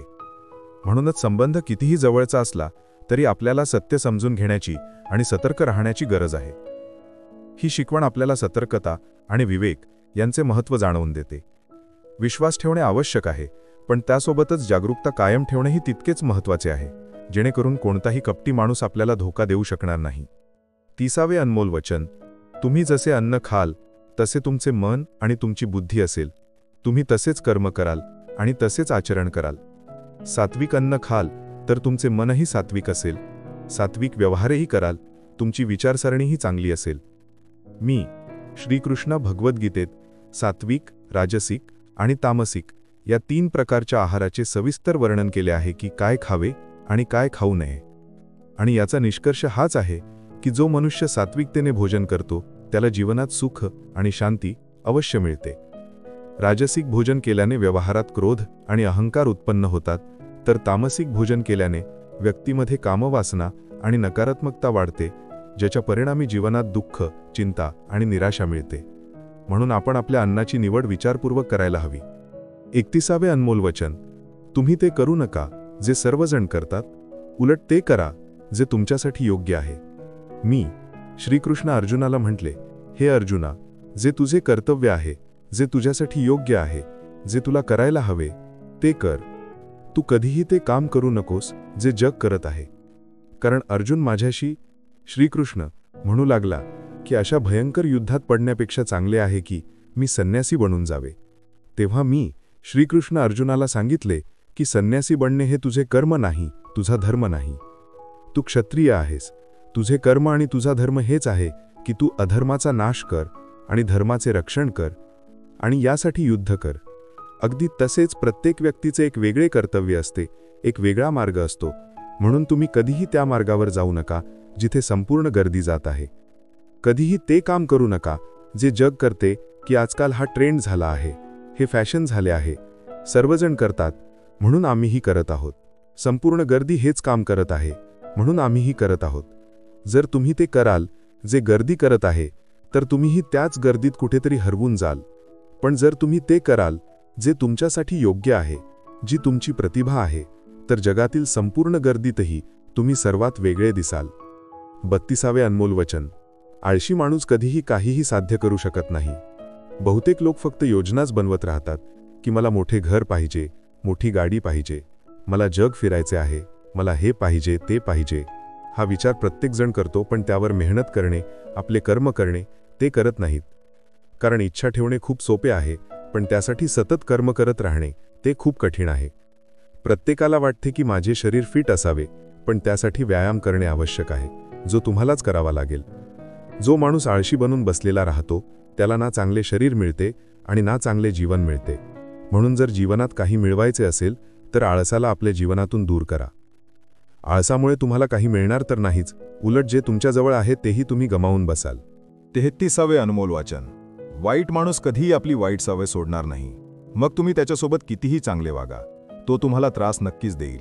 म्हणूनच जो जसा आहे त्याच्यासोबत तसे वागा. वाईट माणसासोबत तुम्ही कितीही चांगले बनण्याचा प्रयत्न करा, तो कधीही चांगला बनणार नाही. दुर्योधन जंगलात पांडवांना मारण्यासाठी गेला होता, पण तिथे लोकांनी दुर्योधनाला पकडले. त्याचा मित्र कर्णही त्याला सोडून पळून गेला. ते भिल्ल दुर्योधनाला मारून टाकू इच्छित होते, पण युधिष्ठिर आपल्या भावाचे रक्षण करण्यासाठी तिथे पोहोचले आणि त्याच्या जीवाची रक्षा केली. पण त्यानंतर काय झाले? त्याने नेहमी पांडवांचे नुकसानच केले. म्हणून जर कोणी माणूस वाईट आहे तर त्याच्यासोबत जास्त चांगले बनण्याचा प्रयत्न करू नका. जो जसा आहे त्याच्यासोबत तसेच वागा. 34वे अनमोल वचन: जवळून आलेले आणि गरिबीचे अनुभव जीवनात असे धडे शिकवतात जे माणसाला आतून बदलण्यास भाग पाडतात. ज्या पद्धतीने तुम्ही इतरांशी बोलता त्याच पद्धतीने इतरांचे बोलणे ऐकण्याची सवय लावायला हवी. या शिकवणीत देवाला सर्वात जवळचा मित्र बनवण्याचा सल्ला दिला आहे. कारण परमात्माच एकमेव असा सोबती आहे जो तेव्हाही तुमच्यासोबत राहतो जेव्हा संपूर्ण जग तुम्हाला सोडून देते. म्हणूनच तुम्ही अशा लोकांशी मैत्री करायला हवी जे तुम्हाला उत्तम बनण्यासाठी प्रेरित करतील, जे तुमची काळजी घेतील आणि तुम्हाला घरासारखे वाटतील. खरे मित्र तेच असतात जे तुमची मदत करतात आणि तुम्हाला समजून घेतात. मृत्यूच्या वेळी तुमचे कोणीही ऐकणार नाही, फक्त तुमची कर्मेच हे ठरवतील की तुम्हाला कोणत्या दिशेने नेले जाईल. या शिकवणीचा आणखी एक महत्त्वाचा पैलू हा आहे की जीवनातील आव्हानांपासून पळू नका आणि ना भाग्य किंवा ईश्वराच्या इच्छेचे बहाणे बनवा. धैर्य कायम ठेवा, कारण योग्य वेळ येईपर्यंत तुम्हाला स्वतःला स्थिर आणि मजबूत ठेवावे लागेल. माणसाचा सर्वात चांगला मित्र त्याचा आत्मा आणि मन असतो, जो चांगल्या गोष्टींवर त्याला शाबासकी देतो आणि वाईट गोष्टींवर त्याला योग्य मार्गावर घेऊन येतो. म्हणूनच आपल्या कर्मांवर लक्ष द्या आणि आपल्या आत्म्याला आणि मनाला सर्वात चांगला सोबती माना, कारण तेच तुम्हाला जीवनात योग्य दिशा दाखवतील. 35वे अनमोल वचन: अनेकदा लोक म्हणतात माझा काळ खराब चालला आहे, मला समजत नाही की मी काय करू. मी माझा वाईट काळ चांगल्या काळात कसा बदलू? सत्य हे आहे की एक गोष्ट जी तुम्हाला वाईट काळात नक्कीच करायला हवी आणि अनेक लोक ही गोष्ट करणे सोडून देतात. चला याला एका कथेच्या माध्यमातून समजून घेऊया. एकदा एक खूप गरीब शेतकरी होता. तो गरीब होता, मेहनती होता, पण आनंदी होता. तो सकाळी उठून फक्त 10 मिनिटे मंदिरात जाऊन देवापुढे हात जोडून प्रार्थना करत असे. त्या शेतकऱ्याची पत्नीही रोज त्याच्यासोबत मंदिरात जात असे. प्रार्थना करून तो दिवसभर आपल्या शेतात काम करत असे. त्याचे जीवन खूप चांगले चालले होते. आपल्या मेहनतीच्या कमाईतून तो काही जास्त कमवत नव्हता, पण तरीही जे काही कमवत असे त्यातील काही पैसे लोकांच्या भलाईसाठी लावत असे. एकदा त्यांच्या गावात एक आजारी पसरला. शेतकऱ्याचा एकुलता एक मुलगा खूप आजारी पडला. शेतकऱ्याच्या गावात या आजारावर इलाज करण्यासाठी चांगला डॉक्टर नव्हता. जवळच्या शहरात त्या मुलाला नेण्यात आले. शहराच्या या रुग्णालयातील इलाज खूप महाग होता. त्या बिचाऱ्या शेतकऱ्यासाठी रुग्णालयाच्या डॉक्टरची फी, औषधांचा खर्च इत्यादी देणे खूप कठीण होते. शेतकरी दिवसेंदिवस हिंमत हरवत चालला होता. एका दिवशी रुग्णालयात बसलेला तो इतका हताश झाला की तो मोठ्याने रडू लागला आणि म्हणाला की माझ्यापासून देव कोणत्या गोष्टीचा बदला घेत आहे. कधी तो स्वतःला दोष देत होता तर कधी परमात्म्याला. शेतकऱ्याच्या पत्नीचा अटूट विश्वास होता, पण शेतकऱ्याला आशेचा कोणताही किरण दिसत नव्हता. रुग्णालयापासून काही अंतरावर एक मंदिर होते. शेतकऱ्याची पत्नी त्या मंदिरात रोज प्रार्थना करण्यासाठी जात होती, पण शेतकऱ्याचे मन लागत नव्हते. डॉक्टरने शेतकऱ्याला सांगितले की त्याच्या मुलाच्या इलाजासाठी 10,000 रुपयांची गरज आहे. शेतकऱ्यासाठी एवढी मोठी रक्कम गोळा करणे अशक्य होते. शेतकऱ्याची पत्नी अजूनही मंदिरात जात होती. ती देवापुढे हात जोडून प्रार्थना करत होती की तिचा मुलगा बरा व्हावा. एका दिवशी मंदिरात एक श्रीमंत माणूस आला. त्याने शेतकऱ्याच्या पत्नीला सांगितले की त्याने शेतकऱ्याचे बोलणे त्या दिवशी रुग्णालयात ऐकले, ज्या दिवशी शेतकरी रडत होता. श्रीमंत माणसाने सांगितले की त्या दिवशी त्याची पत्नीही रुग्णालयात होती. आता ती पूर्णपणे बरी झाली आहे आणि घरी गेली आहे. श्रीमंत माणसाला बोलता बोलता समजले की शेतकऱ्याला 10,000 रुपयांची गरज आहे. तेव्हा श्रीमंत माणसाने लगेचच आपल्या खिशातून पैसे काढून देत सांगितले की माझ्याकडे यावेळी 10,000 रुपयेच आहेत, जे तुम्ही ठेवा. त्याचसोबतच श्रीमंत माणसाने एका कागदावर आपला पत्ता लिहित सांगितले की जर त्यांना आणखी पैशांची गरज असेल तर त्यांनी निश्चिंतपणे मागावे. शेतकऱ्याच्या पत्नीने उत्तर दिले की या कागदाची काहीही गरज नाही. मला माहीत आहे की हे पैसे मला कोणामार्फत मिळाले आहेत. माझ्या पतीने विश्वास गमावला होता आणि तो देवावर ओरडत होता, पण मला देवावर पूर्ण विश्वास होता. या कथेतील शिकवण ही आहे की वाईट काळात प्रार्थना आणि विश्वास सोडू नका. जेव्हा तुम्हाला वाटते की सगळे काही संपले आहे, तेव्हाही मी म्हणजेच परमात्मा तुमच्यासोबत असतो. कर्म केल्याशिवाय आणि त्याच्या फळांना पूर्णपणे भोगल्याशिवाय कोणालाही वेळेपूर्वी आणि भाग्यापेक्षा जास्त काहीही मिळत नाही. 36वे अनमोल वचन. अध्यात्माशी जोडले जा, कारण आध्यात्मिक ज्ञानच जीवनाला शांतीच्या दिशेने घेऊन जाऊ शकते. आध्यात्मिक ज्ञान तुम्हाला मानसिक आणि आत्मिकदृष्ट्या मजबूत बनवेल. म्हणून ईश्वरावर विश्वास ठेवा आणि ईश्वराने दिलेल्या शिक्षांचे पालन करा. लोकांच्या बोलण्याकडे तुम्ही जितके लक्ष द्याल तितकाच तुमचा स्वतःवरील विश्वास कमी होत जाईल. म्हणून स्वतःवर विश्वास ठेवा, स्वतःच्या बळावर पुढे वाढा आणि स्वतःच आपला मार्ग निश्चित करा. जीवनात कोणत्याही क्षणी काहीही होऊ शकते. जीवन मर्यादित आहे. वेळ वाया घालवू नका. वाईट भूतकाळ आठवून दुःखी होण्यापेक्षा चांगले आहे की त्यातून शिकवण घ्या आणि आपला वर्तमान सुधारून एक उत्तम भविष्य निर्माण करा. कर्म करा आणि ईश्वरावर भरोसा ठेवा. काय होईल आणि काय नाही हे ईश्वरावर सोडून द्या.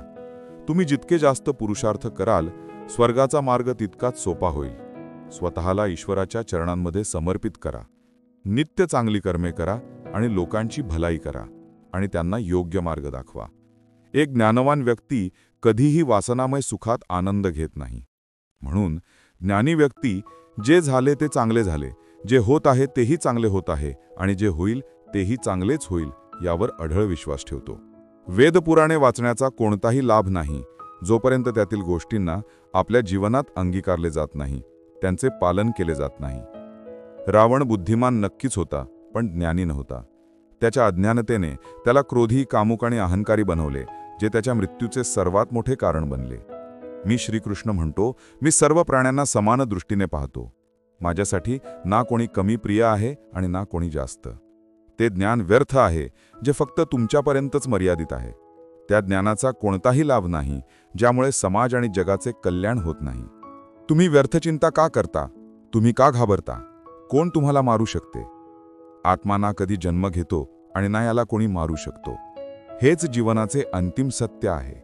मनुष्याचे कर्मच मनुष्याला ईश्वराच्या जवळ आणते किंवा ईश्वरापासून दूर करते. म्हणून नेहमी चांगली कर्मेच करा. जेव्हा जेव्हा या पृथ्वीवर अहंकार आणि अधर्म चरमसीमेवर असेल तेव्हा तेव्हा त्याचा विनाश करून धर्माची पुन्हा स्थापना करण्यासाठी मी अवश्य अवतार घेतो. जे दान कर्तव्य समजून कोणत्याही विचाराशिवाय कोणत्याही गरजू व्यक्तीला दिले जाते ते दान सात्विक मानले जाते. ज्याने मनाला जिंकले आहे त्याने आधीच परमात्म्याला प्राप्त केले आहे, कारण त्याने शांती प्राप्त केली आहे. अशा मनुष्याच्या मनावर सुख दुःख उष्णता आणि मान अपमानाचा कोणताही फरक पडत नाही. जे विद्वान असतात ते ना जीवनासाठी आणि ना मृत्यूसाठी शोक करतात. आपल्या कर्तव्यांना पूर्ण निष्ठेने इमानदारीने पार पाडणे आणि धर्माचे पालन करणे हेही मोठ्या तपस्ये समान असते. 37वे अनमोल वचन. जेव्हाही जीवनात स्वतःला एकटे अनुभवाल तेव्हा या सत्याला व्यवस्थित समजून घ्या. तुम्ही या जगात एकटेच आला होतात आणि एकटेच जाल. वास्तविकतेत इथे कोणीही तुमचे आपले नाही. एक दिवस तर जे आईवडील आपल्याला जन्म देतात तेही आपल्याला एकटे सोडून निघून जातात, तर इतरांकडून अपेक्षाच काय ठेवायची. जर कोणी तुमची साथ सोडली तर लक्षात ठेवा की तो ईश्वर नेहमी तुमच्यासोबत आहे. तो कधीही तुमची साथ सोडत नाही. गीतेमध्ये मी श्रीकृष्णाने अर्जुनाला सांगितले की कोणताही मनुष्य मला मानो वा न मानो, पण मी माणसाची साथ कधीच सोडत नाही, कारण ही सर्व माझीच संतान आहेत. माणसाला ईश्वराचा अंश म्हटले गेले आहे, म्हणून मनुष्याला ईश्वराची संतान म्हटले जाते. म्हणून तुम्हाला एकट्याने कधीही दुःखी व्हायला नको, कधीही घाबरायला नको. उलट एखाद्या चुकीच्या व्यक्तीसोबत राहण्यापासून घाबरायला हवे.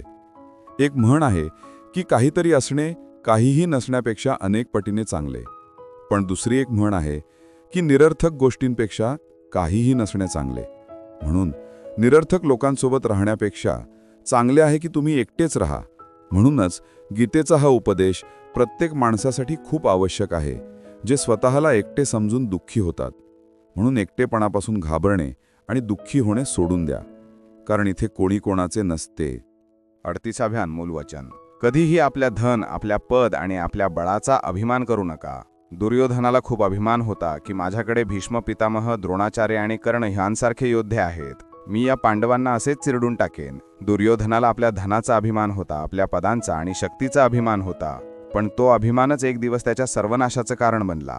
जे लोक आपल्या पैशाच्या किंवा शक्तीच्या अहंकारात इतरांना खाली दाखवतात, इतरांना त्रास देतात, एक दिवस त्यांची तीच चूक त्यांचा सर्वनाश करते.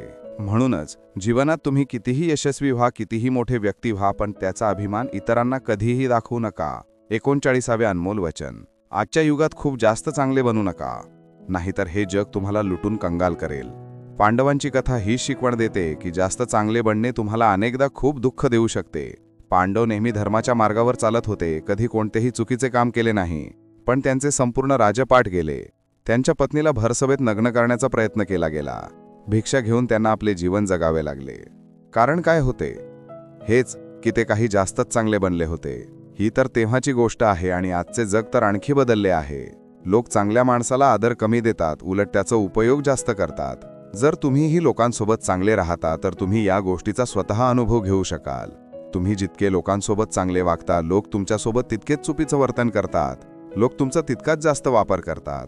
तुम्ही इतरांच्या आनंदासाठी काहीही करत जाता आणि लोक फक्त तुमचा फायदा घेण्यात मग्न राहतात. म्हणूनच आजच्या काळात आनंदी राहायचे असेल तर खूप जास्त चांगले बनू नका. याचा अर्थ हा नाही की तुम्ही वाईट माणूस बना. तुम्ही चांगली आणि खरी कर्मे करा आणि स्वतःच्या नजरेत चांगले बनून राहा. जगाच्या नजरेत चांगले बनण्याचा प्रयत्न कधीही करू नका. 40वे अनमोल वचन. डोळ्यांनी सत्य दिसणाऱ्या गोष्टीवरही लगेच विश्वास ठेवू नका. अशा अनेक कथा तुम्ही ऐकल्या असतील की अनेकदा डोळ्यांनी दिसणारी गोष्टही सत्य नसते. म्हणून विश्वास ठेवण्यात कधीही घाई करू नका. 41वे अनमोल वचन. जीवनात जेव्हाही कोणती अडचण येईल तेव्हा हिंमत हरू नका. फक्त थोडा धीर धरा. जे लोक कठीण वेळी स्वतःला थोडे सावरून धीर ठेवतात ते प्रत्येक अडचण सहजपणे पार करतात. एक राजा आपल्या गुरुजींकडे गेला आणि त्याने गुरुजींना सांगितले की राज्यात सर्व प्रकारची खुशाहाली आहे, पण वेळेचा कोणताही भरोसा नाही. जर कधी जीवनात कोणताही कठीण काळ आला, कोणताही वाईट काळ आला, तर त्या वाईट वेळेसाठी मला एखादा मंत्र द्या, एखादी शिकवण द्या, एखादा उपदेश द्या की त्या वाईट वेळेतून बाहेर कसे पडायचे.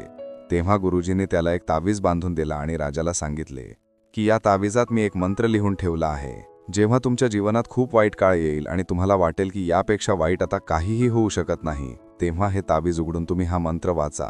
तुमच्यात खूप शक्ती येईल. आणि एक दिवशी असेच झाले की त्या राजाच्या राज्यावर दुसऱ्या राजाने आक्रमण केले. आणि या राजाची अशी स्थिती झाली की त्याला आपले राज्य सोडून आपल्या काही लोकांसोबत पळून जावे लागले. त्यावेळी राजा खूप दुःखी होता आणि विचार करू लागला की गुरुजींनी मला तावीज दिला होता आणि म्हटले होते की जेव्हा जीवनात खूप वाईट काळ येईल तेव्हा तो उघडून वाचा आणि त्याच्या आत लिहिलेला मंत्र माझ्या आत शक्ती भरेल. राजाला विचार आला की यापेक्षा वाईट वेळ आणखी काय असू शकते. त्याने गुरुजींनी दिलेला तो तावीज उघडला आणि त्याच्या आत लिहिले होते की हा काळही निघून जाईल. या वचनाला वाचून राजाच्या मनात एक शक्ती आली आणि विश्वास जागला की हा जो वाईट काळ आहे तोही टिकणारा नाही, तोही निघून जाईल. म्हणूनच मला हिंमत हरवायची नाहीये. आणि त्या राजाने पुन्हा आपल्या सैनिकांना एकत्र केले, आपली सेना उभी केली आणि त्या राजावर हल्ला करून आपले राज्य परत मिळवले. म्हणूनच जीवनात स्थिती कितीही वाईट काळ नसावी, ती नेहमीसाठी राहणार नाही, तीही एक दिवस निघून जाईल. काळ कसाही असो, एक दिवस नक्की बदलेल. आपल्या जीवनात किती वेळा दुःख आले, किती वेळा कठीण काळ आला, पण आपण प्रत्येक वेळी बाहेर पडतो. अगदी तसेच तुमच्या जीवनात जेव्हा कोणताही कठीण काळ येईल, वाईट काळ येईल, तेव्हा मनात हा विश्वास ठेवा की हा काळही एक दिवस निघून जाईल. म्हणून आपली हिंमत हरू नका. जर तुमच्या धीर असेल तर तुम्ही वाईटात वाईट काळही नक्की पार करून जाल. 42वे अनमोल वचन. काहीही बोलण्यापूर्वी आपल्या शब्दांची मर्यादा तपासायला हवी. मित्रांनो, महाभारताचे युद्ध झालेच नसते जर काही लोकांनी आपल्या वचनांवर संयम ठेवला असता, आपल्या वाणीवर संयम ठेवला असता. जसे द्रौपदीने दुर्योधनाला अंध्याचा पुत्रही अंधा असे म्हटले नसते तर महाभारत झाले नसते. शिशुपाल आणि शकुनी नेहमी टोचून बोलणारे बोलच बोलत असत, पण बोलण्यापूर्वी 1000 वेळा विचार करायला हवा. कारण शस्त्र तर केवळ शरीराला जखमी करते, पण शब्द मन आणि आत्म्यालाच जखमी करतात. 43वे अनमोल वचन. माणूसच आजकाल माणसाचा शत्रू झाला आहे. तुम्ही व्यवसायात पहा, तुम्ही नात्यांमध्ये पहा, कोणत्याही क्षेत्रात तुम्ही पहा, माणूसच माणसाचे नुकसान करत आहे. किती स्पर्धा वाढली आहे, किती चोऱ्या वाढत आहेत, किती गुन्हे वाढले आहेत. शास्त्रांमध्ये जे कलियुगाचे लक्षण लिहिले गेले आहे की एक दिवस माणूसच माणसाला खाईल, तो काळ तर आलाच आहे. माणूसच तर माणसाला खात आहे. एका दुसऱ्याचा व्यवसाय खात आहे, एका दुसऱ्याची नोकरी खात आहे, एका दुसऱ्याच्या जीवनातील आनंद खात आहे. जो माणूस दुःखी आहे त्याला आणखी दुःखी करा, जो आनंदी आहे त्याला त्रास द्या. हेच तर झाले आहे आजकाल. म्हणायला तर सर्वजण माणूस आहेत, पण माणुसकी कुठेही दिसत नाही. एका श्रीमंत माणसाच्या घराबाहेरून एक भिकारी जात होता. त्याने त्या श्रीमंत माणसाला सांगितले की मला 1 ग्लास पाणी पाजा, खूप तहान लागली आहे, खूप दूरवरून चालत आलो, माझे प्राण निघत आहेत आणि आसपास कोणाचे घरही दिसत नाहीये. तेव्हा त्या श्रीमंत माणसाने सांगितले की मी सांगितले ना की माणूस येणार आहे, तो आला की तुम्हाला पाणी मिळेल. मग तो भिकारी त्या श्रीमंत माणसाला म्हणाला की तुम्हीच थोड्या वेळासाठी माणूस का बनत नाही. आजकाल हेच झाले आहे. इथे कोणी माणूस बनायला तयारच नाहीये. फक्त लोक एका दुसऱ्याला ओरबाडण्यात गुंतले आहेत, एका दुसऱ्याचा फायदा घेण्यात गुंतले आहेत. म्हणूनच कलियुगाला स्वार्थी युग म्हटले जाते की लोक फक्त आणि फक्त आपल्या स्वार्थानेच एका दुसऱ्याशी जोडलेले आहेत. 44वे अनमोल वचन. जो माणूस तुम्हाला वारंवार त्रास देतो त्याला कधीही माफ करू नका. युधिष्ठिराने दुर्योधनाला वारंवार माफ केले आणि त्याचा परिणाम हा झाला की त्यांना आपल्या जीवनात खूप मोठ्या दुःखांचा सामना करावा लागला. एखाद्या माणसाने एकदा चूक केली तर माफ करणे तरी ठीक आहे, पण कुणी जर वारंवार चूक करत असेल तर त्याला माफ करणे तुम्हाला खूप जास्त नुकसान पोचवेल. कारण ती चूक होत नाहीये, ती त्याची सवय आहे. तो तसाच आहे, तो नेहमी तुमच्यासोबत असेच करेल. म्हणून खूप जास्त दयाळू बनू नका. कोणाला माफ करण्यात आणि मूर्ख बनण्यात खूप मोठा फरक असतो. कोणाला जर एकदा तुम्ही माफही करत असाल तर त्या माणसापासून तुम्ही नक्कीच सावध राहा. म्हणतात की आजमावलेल्या माणसाला पुन्हा आजमावणे म्हणजे तोंडात माती टाकण्यासारखे आहे. ज्या व्यक्तीने तुम्हाला धोका दिला आहे, ज्यामुळे तुम्हाला त्रास मिळाला आहे, त्याच्यावर विश्वास चुकूनही करू नका. तर माफ तेवढेच करा ज्यात तुम्ही मूर्ख दिसणार नाही. 45वे अनमोल वचन. जन्म आणि मृत्यूची चिंता न करता आपले कर्म करा. मी श्रीकृष्ण अर्जुनाला म्हणतो की हे अर्जुना, मृत्यू हे जीवनाचे अटळ सत्य आहे, ज्याला टाळता येत नाही आणि खोटे सिद्धही करता येत नाही. हे शरीर तर भाड्याच्या घरासारखे असते, जिथे आपण काही वेळेसाठी पाहुणे आहोत. शरीर नश्वर आहे, पण आत्मा अमर आहे. जे घडायचे आहे ते कोणीही टाळू शकत नाही, आणि जे घडायचेच नाही त्याबद्दल शोक किंवा चिंता करणे म्हणजे स्वतःच्या अडचणी वाढवण्यासारखे आहे. जो कोणी जन्म घेतो त्याचा मृत्यू निश्चित आहे आणि जो मरतो त्याचा पुन्हा जन्म निश्चित आहे. म्हणून जे अटळ आहे त्याबद्दल तुम्ही शोक करायला नको. सत्यापासून कधीही दूर पळता येत नाही, म्हणून सत्य स्वीकारण्यातच आपली समजूतदारी आहे. खोट्याला जाणून बुजून सत्य मानून जगणे हा खूप मोठा गैरसमज असतो. स्वतःची वैयक्तिक विचारसरणी गैरसमजांनाही जन्म देऊ शकते, म्हणून स्वतःची वैयक्तिक विचारसरणी इतरांवर कधीही लादू नका. वासना, क्रोध आणि लालच हे नरकाचे 3 दरवाजे आहेत. मोक्षाशिवाय जन्ममरणाच्या चक्रातून सुटका मिळू शकत नाही. ज्या प्रकारे अग्नी सोन्याची परीक्षा घेते, त्याच प्रकारे संकट वीरपुरुषांची परीक्षा घेते. पुरुषार्थाशिवाय तुम्ही चांगल्या फळांची किंवा सकारात्मक परिणामांची कामना करू शकत नाही. जर तुम्ही धर्माच्या मार्गावर चालत असाल तर परिणामाची चिंता न करता आपल्या धर्माचे निर्भीडपणे पालन करा. 46वे वचन. गेलेला काळ विसरून आजमध्ये जगण्यातच समजूतदारपणा आहे.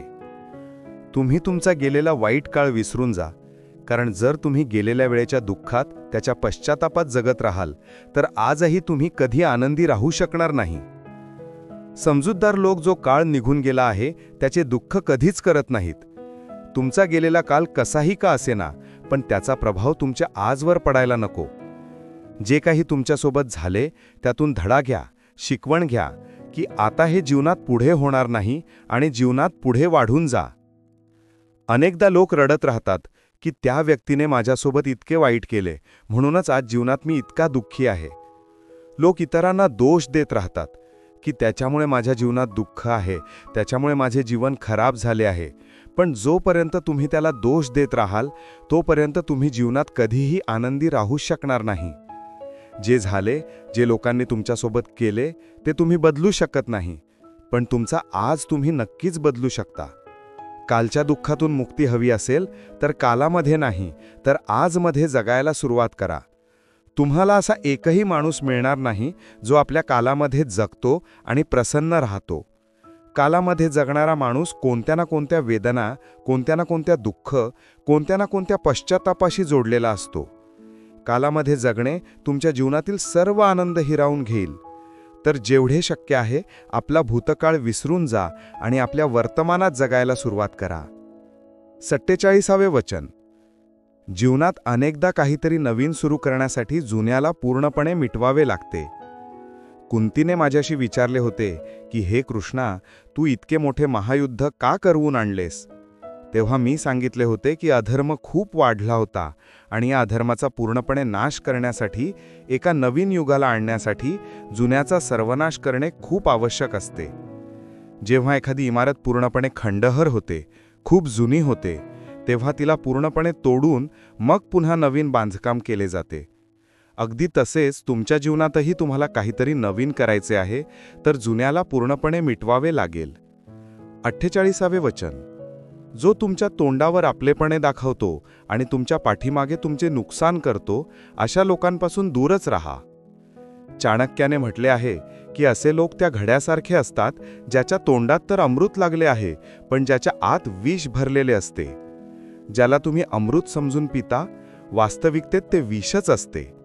तर अशा लोकांना विषाप्रमाणे सोडून द्यायला हवे, जे आपलेपणाचा देखावा करतात आणि पाठीमागून नेहमी तुमचे नुकसान करतात. 49वे वचन. या जगात जे काही होते, चांगले किंवा वाईट, ते कोणत्याही कारणाशिवाय होत नाही आणि कुठेतरी ते आपल्या चांगल्यासाठीच होत असते. मित्रांनो, जीवनात अनेकदा आपल्याला अडचणींचा सामना करावा लागतो.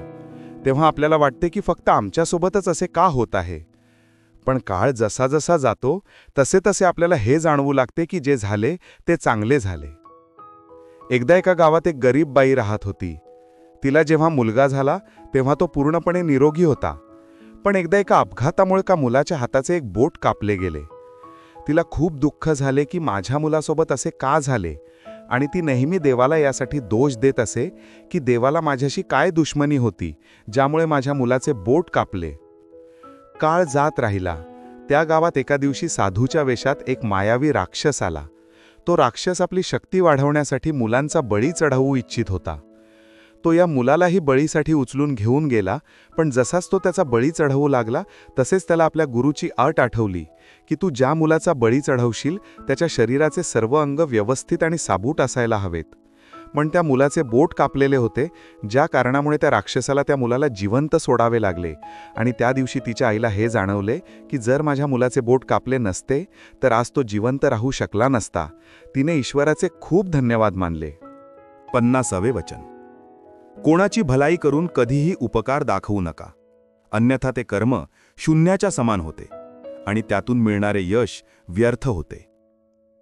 हे विचार करून कधीही अभिमान करू नका की आम्ही किती लोकांची किंवा जीवांची मदत केली आहे, कारण करणारे तर स्वतः ईश्वर असतात. तुम्ही तर एक माध्यम, कठपुतळे आहात. ज्ञान नेहमी बुद्धीला उत्तम आणि श्रेष्ठ बनवते, म्हणून ज्ञान अर्जित करत रहा आणि वाटत रहा, जेणेकरून इतरांचेही जीवन सुधारेल. जो व्यक्ती फळाच्या आशेने कर्म करतो तो कर्मानेच बांधला जातो आणि जीवनात त्याला अस्थिरता मिळते. माझे तुझे छोटे मोठे आपले परके हे मनातून मिटवून टाका, मग सर्व काही तुमचे आहे आणि तुम्ही सर्वांचे आहात. फळाची इच्छा सोडून सतत कर्म करणारा मनुष्यच आपले जीवन सुखी आणि समाधानी बनवू शकतो. शांती त्यालाच प्राप्त होते जो मी आणि माझे तसेच मी केले किंवा मी बनवले अशा लालसेतून बाहेर येतो. 51वे वचन. जीवनात संतोष ठेवणाराच नेहमी सुखी राहतो. मनुष्याने जे काही मिळत नाही त्याचे दुःख किंवा शोक करण्याऐवजी ईश्वराने जे काही दिले आहे त्याचा आनंद घ्यायला हवा. मित्रांनो, एकदा एक माणूस समुद्राच्या किनाऱ्यावर फिरत होता. तेव्हा अचानक त्याची नजर चांदीच्या एका दांड्यावर पडली, जो वाहत वाहत किनाऱ्यावर आला होता. तो खुश झाला आणि पटकन तो दांडा उचलला. आता तो दांडा घेऊन फिरू लागला. आता ऊन जास्त झाले, म्हणून त्याचे मन समुद्रात आंघोळ करण्याचे झाले. त्याने विचार केला की जर दांडा किनाऱ्यावर ठेवून आंघोळ केली तर कोणी घेऊन जाईल, म्हणूनच तो दांडा हातात घेऊनच आंघोळ करू लागला. तेव्हा एक मोठी लाट आली आणि वेगाने दांड्याला वाहून घेऊन गेली. तो अफसोस करू लागला आणि दुःखी होऊन किनाऱ्यावर येऊन बसला आणि रडू लागला. तिकडून एक संत येत होते. त्या माणसाला उदास आणि रडताना पाहून संतांनी विचारले, तू इतका दुःखी का आहेस? त्याने सांगितले, स्वामीजी, आंघोळ करताना माझा चांदीचा दांडा समुद्रात वाहून गेला. संतांनी आश्चर्य व्यक्त केले आणि म्हणाले, तू दांडा घेऊन आंघोळ करत होतास? तो म्हणाला, काय करणार, किनाऱ्यावर ठेवून आंघोळ केली असती तर कोणी घेऊन जाऊ शकले असते, पण चांदीचा दांडा घेऊन आंघोळ करायला का आला होतास? स्वामीजींनी विचारले. तेव्हा माणूस म्हणाला, घेऊन नाही आलो होतो, तो तर इथेच मला मिळाला होता. त्या माणसाचे बोलणे ऐकून स्वामीजी मोठ्याने हसू लागले आणि म्हणाले, जेव्हा तो तुझा नव्हताच तर मग दुःख किंवा उदासी कशासाठी?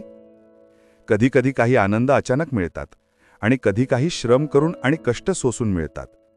जे आनंद अचानक मिळतात, परमेश्वराकडून मिळतात, त्यांची प्रशंसा करायला आपल्याकडे वेळ नसतो. माणूस व्यस्त आहे त्या सर्व सुखांची गणना करण्यात जे त्याच्याजवळ माहीत. आलिशान बंगला, शानदार कार, स्टेटस, पॉवर वगैरे वगैरे. आणि तो विसरतो की एक दिवस सर्व काही असेच विसरून त्याला पुढच्या प्रवासाला निघून जायचे आहे. म्हणूनच मी म्हणतो, भगवान श्रीकृष्ण, तुझे काय गेले जे तू रडतोस? तू काय घेऊन आला होतास जे तू गमावलंस? तू काय निर्माण केले होतेस जे नष्ट झाले? ना तू काही घेऊन आला होतास ना काही घेऊन जाशील. जे घेतले येथूनच घेतले, जे दिले येथेच दिले. रिकाम्या हाताने आला होतास, रिकाम्या हातानेच जाशील. जे आज तुझे आहे ते काल दुसऱ्या कोणाचे होते, परवा दुसऱ्या कोणाचे असेल. तू याला आपले समजून मग्न होत आहेस. बस हेच तुझ्या दुःखाचे कारण आहे. 52वे वचन. क्रोध मनुष्याचा सर्वनाश करतो. क्रोधी माणसाचा कोणी मित्र नसतो. प्रत्येकजण त्याच्यापासून दूर पळतो. त्याचे सर्व नाते समाप्त होतात. जो माणूस आपला क्रोध सांभाळू शकत नाही तो जीवनात काहीही सांभाळू शकत नाही. क्रोध करणे व्यर्थ आहे. जर क्रोधात येऊन तुम्ही प्रतिक्रिया देत असाल तर याचा अर्थ हा आहे की तुम्हाला ईश्वराच्या कायद्यावर म्हणजेच कर्मावर विश्वासच नाहीये. म्हणूनच मी म्हणतो, क्रोधाने मनुष्याची मती मारली जाते, म्हणजेच मूढ होते, ज्याच्या परिणामी स्मृती भ्रमित होते. स्मृतिभ्रमामुळे मनुष्याची बुद्धी नष्ट होते आणि बुद्धी नष्ट झाल्यावर व्यक्ती स्वतःचाच नाश करून बसतो. 53वे वचन. व्यक्तीने सुख आणि दुःख या दोन्ही परिस्थितीत समभावाने जगायला हवे. ज्याप्रमाणे आपण आनंदाचे स्वागत करतो त्याचप्रमाणे दुःखालाही स्वीकार करायला हवे, कारण जीवनाची पूर्णता सुख आणि दुःख दोघांमुळेच होते. मित्रांनो, जेव्हा महाभारताचे युद्ध संपले होते तेव्हा युधिष्ठिराने हस्तिनापूरची राजगादी सांभाळली होती. सर्व काही सामान्य होत होते. एक दिवस ती वेळ आली होती जी कोणातही पांडवाला नको होती. मी द्वारिकेला परत जात होतो. सर्व पांडव दुःखी होते. मी सर्वांना आपल्या शरीराचाच एक भाग वाटत होतो. ज्याच्या विगले होण्याच्या भावनेनेच ते थरथरत होते. पण मला तर जायचेच होते. कोणीही मला जाऊ देऊ इच्छित नव्हते. मी एकेकाने आपल्या सर्व प्रियजनांना भेटलो. सर्वांना भेटून त्यांना काही ना काही उपहार देऊन मी निरोप घेतला. शेवटी मी पांडवांच्या माता आणि माझ्या आत्या कुंतीला भेटलो. मी कुंतीला म्हटले, आत्या, तुम्ही आजपर्यंत माझ्याकडून स्वतःसाठी काहीही मागितलं नाही. आज काहीतरी मागा. मला तुम्हाला काहीतरी द्यायचे आहे. कुंतीच्या डोळ्यात अश्रू आले. तिने रडत रडत सांगितले की हे श्रीकृष्ण, जर काही द्यायचेच असेल तर मला दुःख द्या. मला खूप सारे दुःख हवे आहे. मी आश्चर्यचकित झालो. मी विचारले, असे का आत्या? तुम्हाला दुःख का हवे आहे? कुंतीने उत्तर दिले की जेव्हा जीवनात दुःख राहते तेव्हा तुमचे स्मरण सुद्धा राहते. प्रत्येक वेळी तुमची आठवण येते. सुखात तर कधीकधीच तुमची आठवण येते. तुम्ही आठवणीत आलात तर मी तुमची पूजा आणि प्रार्थनाही करू शकेन. तेव्हाच मित्रांनो मी म्हणतो की जो ना कधी आनंदी होतो, ना द्वेष करतो, ना शोक करतो, ना कामना करतो, तसेच जो शुभ आणि अशुभ कर्मांचा त्यागी आहे, असा भक्तियुक्त पुरुषच मला अतिप्रिय आहे. 54वे वचन.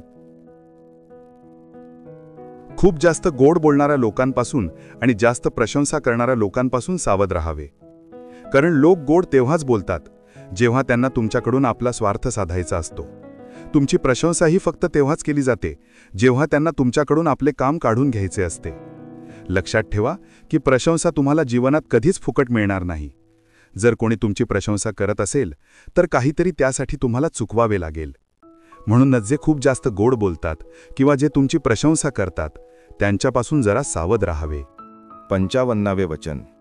आपल्या मनाला शांत ठेवायला शिका, कारण अशांत मन जीवनात दुःखाशिवाय तुम्हाला दुसरे काहीही देणार नाही.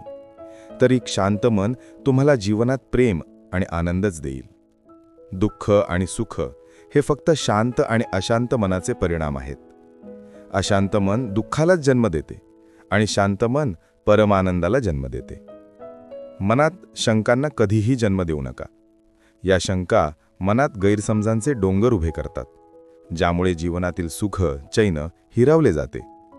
तेव्हा मी श्रीकृष्ण म्हणतो की मनुष्याने आपल्या मनाला ताब्यात ठेवायला हवे. जो कोणी आपल्या मनाला ताब्यात ठेवतो त्याचे मन त्याचा मित्र बनून जाते, आणि जो कोणी आपल्या मनाला वश करू शकत नाही त्याचे मन त्याचा सर्वात मोठा शत्रू बनतो. 56वे वचन. जीवनात तुमची सफलता किंवा असफलता खूप काही तुमच्या संगतीवर अवलंबून असते. मित्रांनो, म्हणतात की जशी संगती तशी रंगत, आणि जशी रंगत तसे जीवन. तुम्ही लाख चांगले आहात, पण जर तुमची संगती वाईट असेल तर तुम्ही बर्बाद व्हाल. पण जर तुम्ही लाख वाईट आहात आणि तुमची संगती चांगल्या लोकांशी आहे आणि तुम्ही त्यांचं ऐकताही, तर निश्चितच तुम्ही आबाद व्हाल. कौरवांसोबत शकुनीसारखे लोक होते, तर पांडवांसोबत मी कृष्ण होतो. जर तुम्ही शकुनी मामासारखी संगती ठेवली असेल तर तुमचा मेंदू चालणे बंद समजा. कारण ते म्हणतात ना की धर्माने भरलेले हृदय धर्माचा सल्ला देते, तर अधर्माने भरलेले हृदय अधर्माचा सल्ला देते. तुम्ही कितीही चांगले असा, पण जर वाईट लोकांसोबत राहाल तर तुमचीही तीच अवस्था होईल जी वाईट लोकांची होते. भीष्म पितामह एक ब्रह्मचारी होते, धर्मात्मा होते, पण ते अधर्माच्या बाजूने उभे राहिले. द्रोणाचार्यही एक ब्राह्मण होते, पण ते अधर्माच्या बाजूने उभे राहिले. तर शेवटी त्यांची तीच अवस्था झाली जी एका अधर्मी माणसाची होते. त्यांना मृत्यूच्या वेळी भयंकर वेदनांचा सामना करावा लागला. म्हणून चुकीच्या संगतीत कधीही राहू नका, कारण अनेकदा तुम्हाला त्यांच्या संगतीत राहिल्यामुळे त्यांच्याच कर्मांची शिक्षा मिळू लागते. मग तुम्हाला समजत नाही की मी तर काही केलेही नाही, मी तर फक्त त्यांच्या सोबत राहतो, मला दुःख का मिळाले. वाईट लोकांची संगती तुमच्या जीवनात कधीही आनंद आणणार नाही. म्हणून नेहमी चांगल्या संगतीत राहायला हवे. 57वे वचन. जीवनात जे काही कार्य कराल त्यात पारंगत बना, अर्थात आपल्या कार्याचे मास्टर बना. त्याचे पूर्ण ज्ञान अर्जित करा. म्हणतात की अधुरे ज्ञान सर्वात धोकादायक असते. याचं उदाहरण अभिमन्यू आहे. अभिमन्यू खूप वीर आणि बहादूर योद्धा होता, पण त्याच्या मृत्यू ज्या परिस्थितीत झाला त्याबद्दल सर्वजण जाणतात. संकटाच्या वेळी हे अधुरे ज्ञान कोणत्याही कामाचे नसते. तुम्ही तुमच्या ज्ञानात निपुणता प्राप्त करा. तुम्हाला कोणत्याही एका विषयात तर दक्षता मिळायलाच हवी. म्हणून भगवान श्रीकृष्ण म्हणतात की हे अर्जुना, तू आध्यात्मिक गुरूंजवळ जाऊन सत्य जाणून घेण्याचा प्रयत्न कर. विनम्र होऊन त्यांच्याकडून ज्ञान प्राप्त करण्याची जिज्ञासा प्रकट करत त्यांच्याकडून ज्ञान प्राप्त कर. ज्या प्रकारे जळणाऱ्या लहान दिव्याच्या प्रकाशाने प्रचंड अंधारही समाप्त होऊन जातो, त्याच प्रकारे जेव्हा तुम्ही मनात असलेल्या अज्ञानतेने भरलेल्या अंधाराच्या खोलीत सकारात्मक विचारांचे तेल टाकून ज्ञानाचा प्रकाश उजळाल, तेव्हा ज्ञानरूपी प्रकाशासमोर अंधार आपोआप समाप्त होऊन जातो. 58वे वचन. फळाच्या आशेने कर्म करणाऱ्या मनुष्याचे मन कधीही शांत आणि समाधानी राहणार नाही, कारण त्याची लालसा प्रत्येक नवीन शिखरावर पोहोचतच राहील. अशा स्थितीत त्याचे मन कधीही संतुष्टीचा आनंद उपभोगू शकणार नाही. जेव्हा व्यक्ती फळाच्या इच्छेने कर्म करतो आणि मग त्याला अपेक्षेनुसार फळ मिळत नाही, तेव्हा तो निराश आणि दुःखी होतो. भगवान श्रीकृष्ण अर्जुनाला म्हणतो की तू स्वतःला माझ्यात समर्पित कर, ईश्वरावर भरोसा ठेव आणि निस्वार्थ, निष्कपट, निष्पाप आणि निष्पक्ष होऊन फळाच्या इच्छेशिवाय कर्म करत जा. तुझे जीवन सुख आणि समाधानाने भरून जाईल. बघ, दुःख तुला कधीही स्पर्श करू शकणार नाही आणि मोक्ष प्राप्त होईल. वारंवार जन्म घेणाऱ्या अनंत इच्छा मनुष्याला आपल्या इंद्रियांचा गुलाम बनवतात. कर्म चांगले झाले तर फळ अवश्य मिळेल आणि कर्म वाईट झाले तर दंडही अवश्य मिळेल.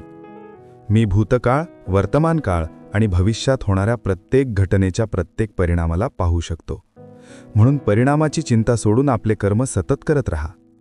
कर्म चांगले असो वा वाईट, ते तोपर्यंत पाठलाग सोडत नाहीत जोपर्यंत ते कर्म करणाऱ्याला कर्माचे फळ मिळत नाही, म्हणजेच जोपर्यंत कर्म करणारा आपल्या कर्माचे परिणाम पूर्णपणे भोगून घेत नाही. कोणालाही वेळेपूर्वी आणि भाग्यापेक्षा जास्त काहीही मिळत नाही. 59वे वचन. प्रत्येक काम समजदारीने करणे योग्य असते. अनेक लोक काम तर करतात, पण त्यांना काहीही मिळत नाही. खूप लोक म्हणतात की आम्ही तर मेहनत खूप करतो, तरीही जीवनात यश मिळत नाहीये. पण सत्य हे आहे की खूप काही केल्याने, खूप मेहनत केल्याने तुम्हाला यश मिळणार नाही. पण योग्य पद्धतीने, योग्य समजुतीने काम केल्याने तुम्हाला जीवनात यश अवश्य मिळेल. मी म्हणतो की मनुष्याने योगात स्थित होऊन एकाग्र चित्ताने आपले कर्म करायला हवे. मनाला एकाग्र करण्याने मनुष्याला योग्य आणि अयोग्य कार्यात फरक समजायला लागतो, ज्यामुळे मनुष्य योग्य मार्गाचा अनुसरण करून आपले जीवन यशस्वी बनवू शकतो. 60वे वचन. मी भगवान श्रीकृष्ण हे सांगतो की जे लोक माझ्या या दिव्य शिक्षांवर विश्वास ठेवत नाहीत, ते या संसाराच्या सुखदुःखाच्या चक्रातून कधीही मुक्त होत नाहीत. अशा लोकांची जीवनयात्रा काही वेळेसाठी आनंदाने भरलेली असू शकते, पण मग अचानक कोणते तरी दुःख येऊन त्यांना तोडून टाकते. मग काही वेळेसाठी आनंद परत येतो आणि ते सर्व काही विसरून जातात, पण काही वेळातच पुन्हा कोणती तरी समस्या उत्पन्न होते. अशा प्रकारे त्यांचे जीवन सुख आणि दुःखाच्या चक्रात अडकलेले राहते. पण जे लोक गीतेच्या या शिक्षांना अंगीकारतात, त्यांच्यावर विश्वास ठेवतात आणि त्यांना आपल्या जीवनात लागू करतात, ते मानसिकदृष्ट्या खूप सशक्त होतात. जीवनातील समस्या त्यांच्या मनावर जास्त परिणाम करत नाहीत.